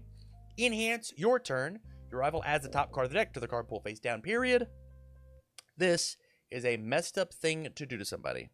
This is a crazy thing to do to somebody. +1 speed on every one of your moves is so, so annoying. And then response, after this backup is attacked, your rival adds the top card of their deck to their card pool face down, period. Crazy. So not only do I have +1 speed on all of my attacks scaling because of their progressive, if you attack me, I now have breaker 1 on all of your attacks because of the progressive. So good. This card is so, so crazy. Probably the second best backup in the set. It's very, very close though, right? Like Genghis, Ray, and Mondo are all so, so crazy. Ray is a messed up card.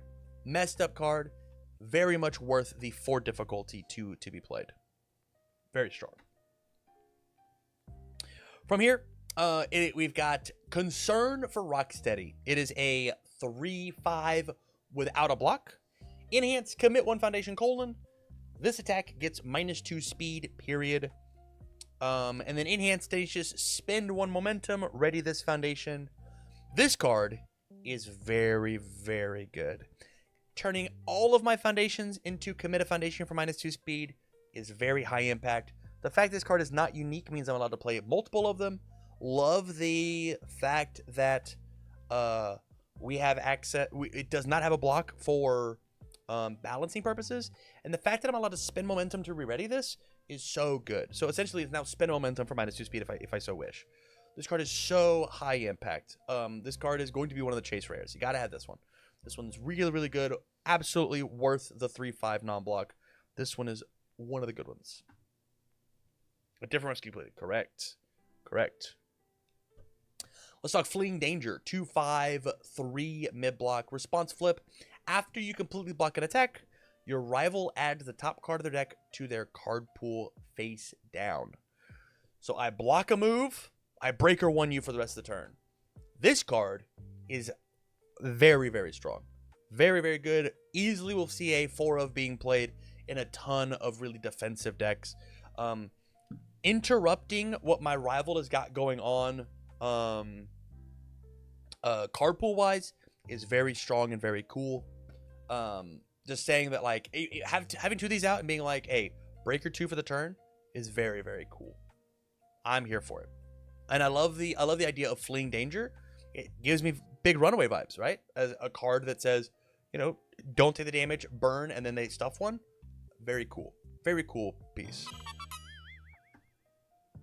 Funky Breath. 1/5, 2 low block. Enhance flip colon. This attack gets a -2 speed. If you fail a check to block it, your rival commits 1 foundation.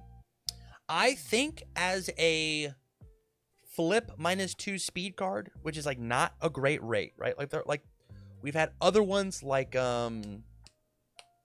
what is it?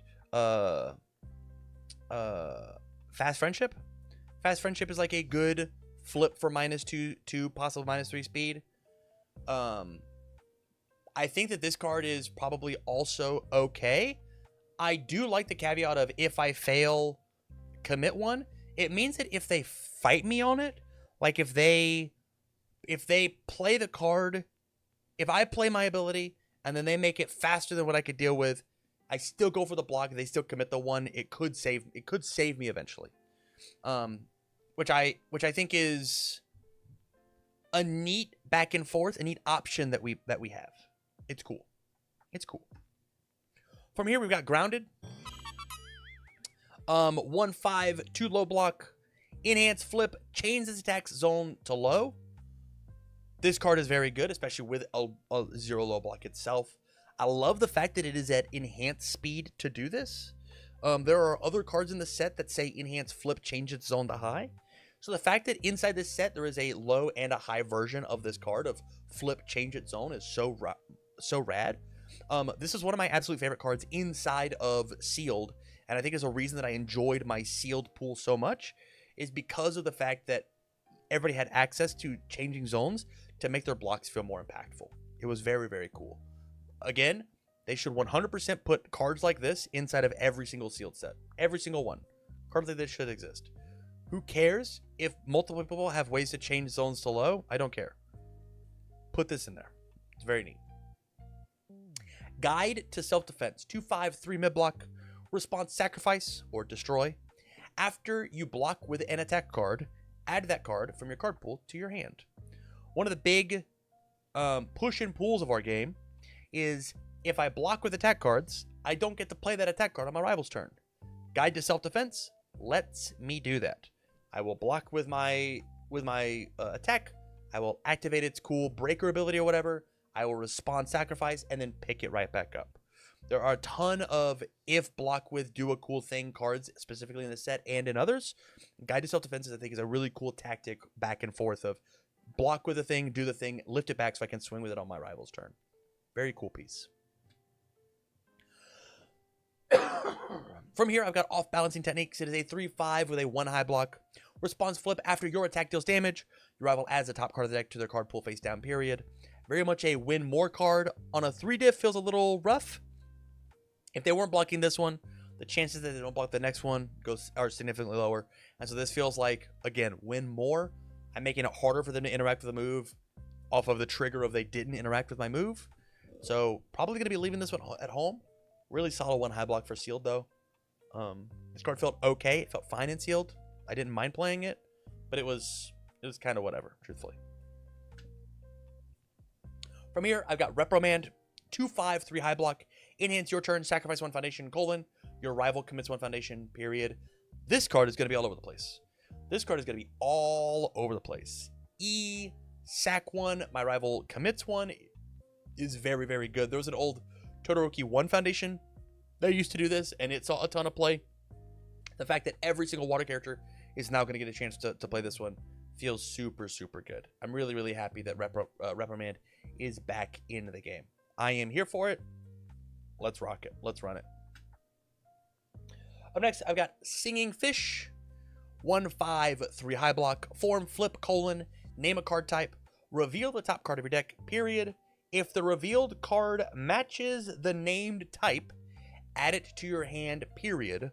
Otherwise, add it to the bottom of your deck. So interesting. One of those, I need to know the top card of my deck. If I place the card there or I peeked at the card or whatever, Singing Fish becomes really scary. Otherwise, it is, there's a 33% chance that I find a foundation or find an attack, or a 66% chance that I find a foundation, and then a less than 10% chance that it's whatever else. And so this is an interesting card that I think is really cool in Sealed. I don't think it's going to see very much play in Constructed, just because of that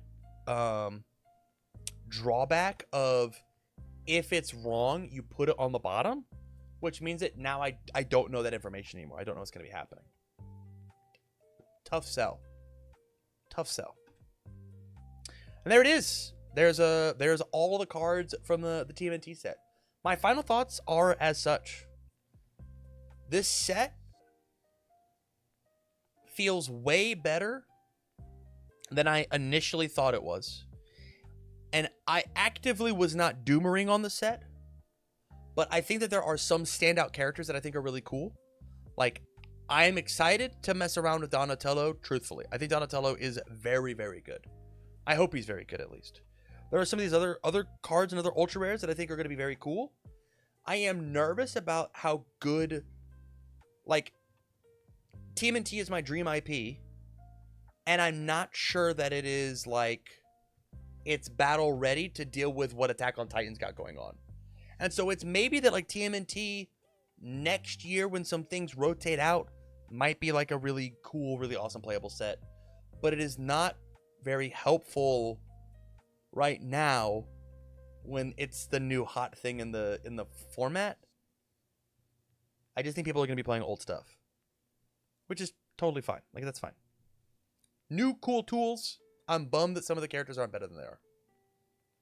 So with that, thank you for watching, everybody. I do greatly, greatly appreciate it. This was a very fun stream. Good 3.5 hour stream. Somebody asked me to raid a person. Let me go look and see what they do. And see if this makes sense to me.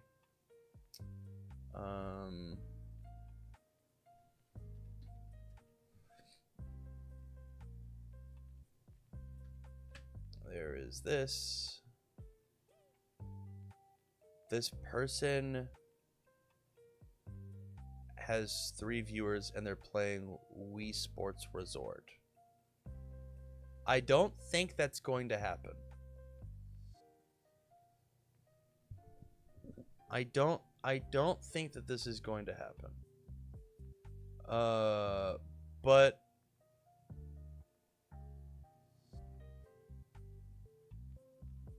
I'm trying to get you rated.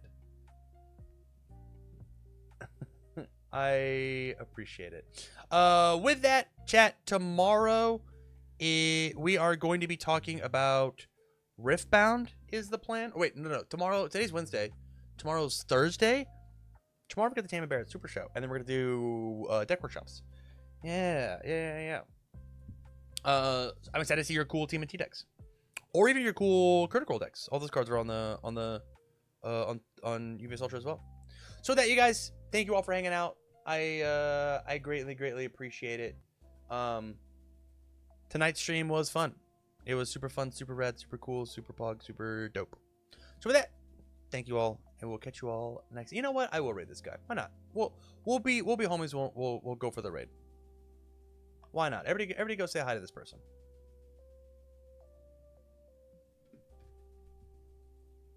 Enjoy Wii Sports Resort. I know nothing about this person. Good luck, have fun.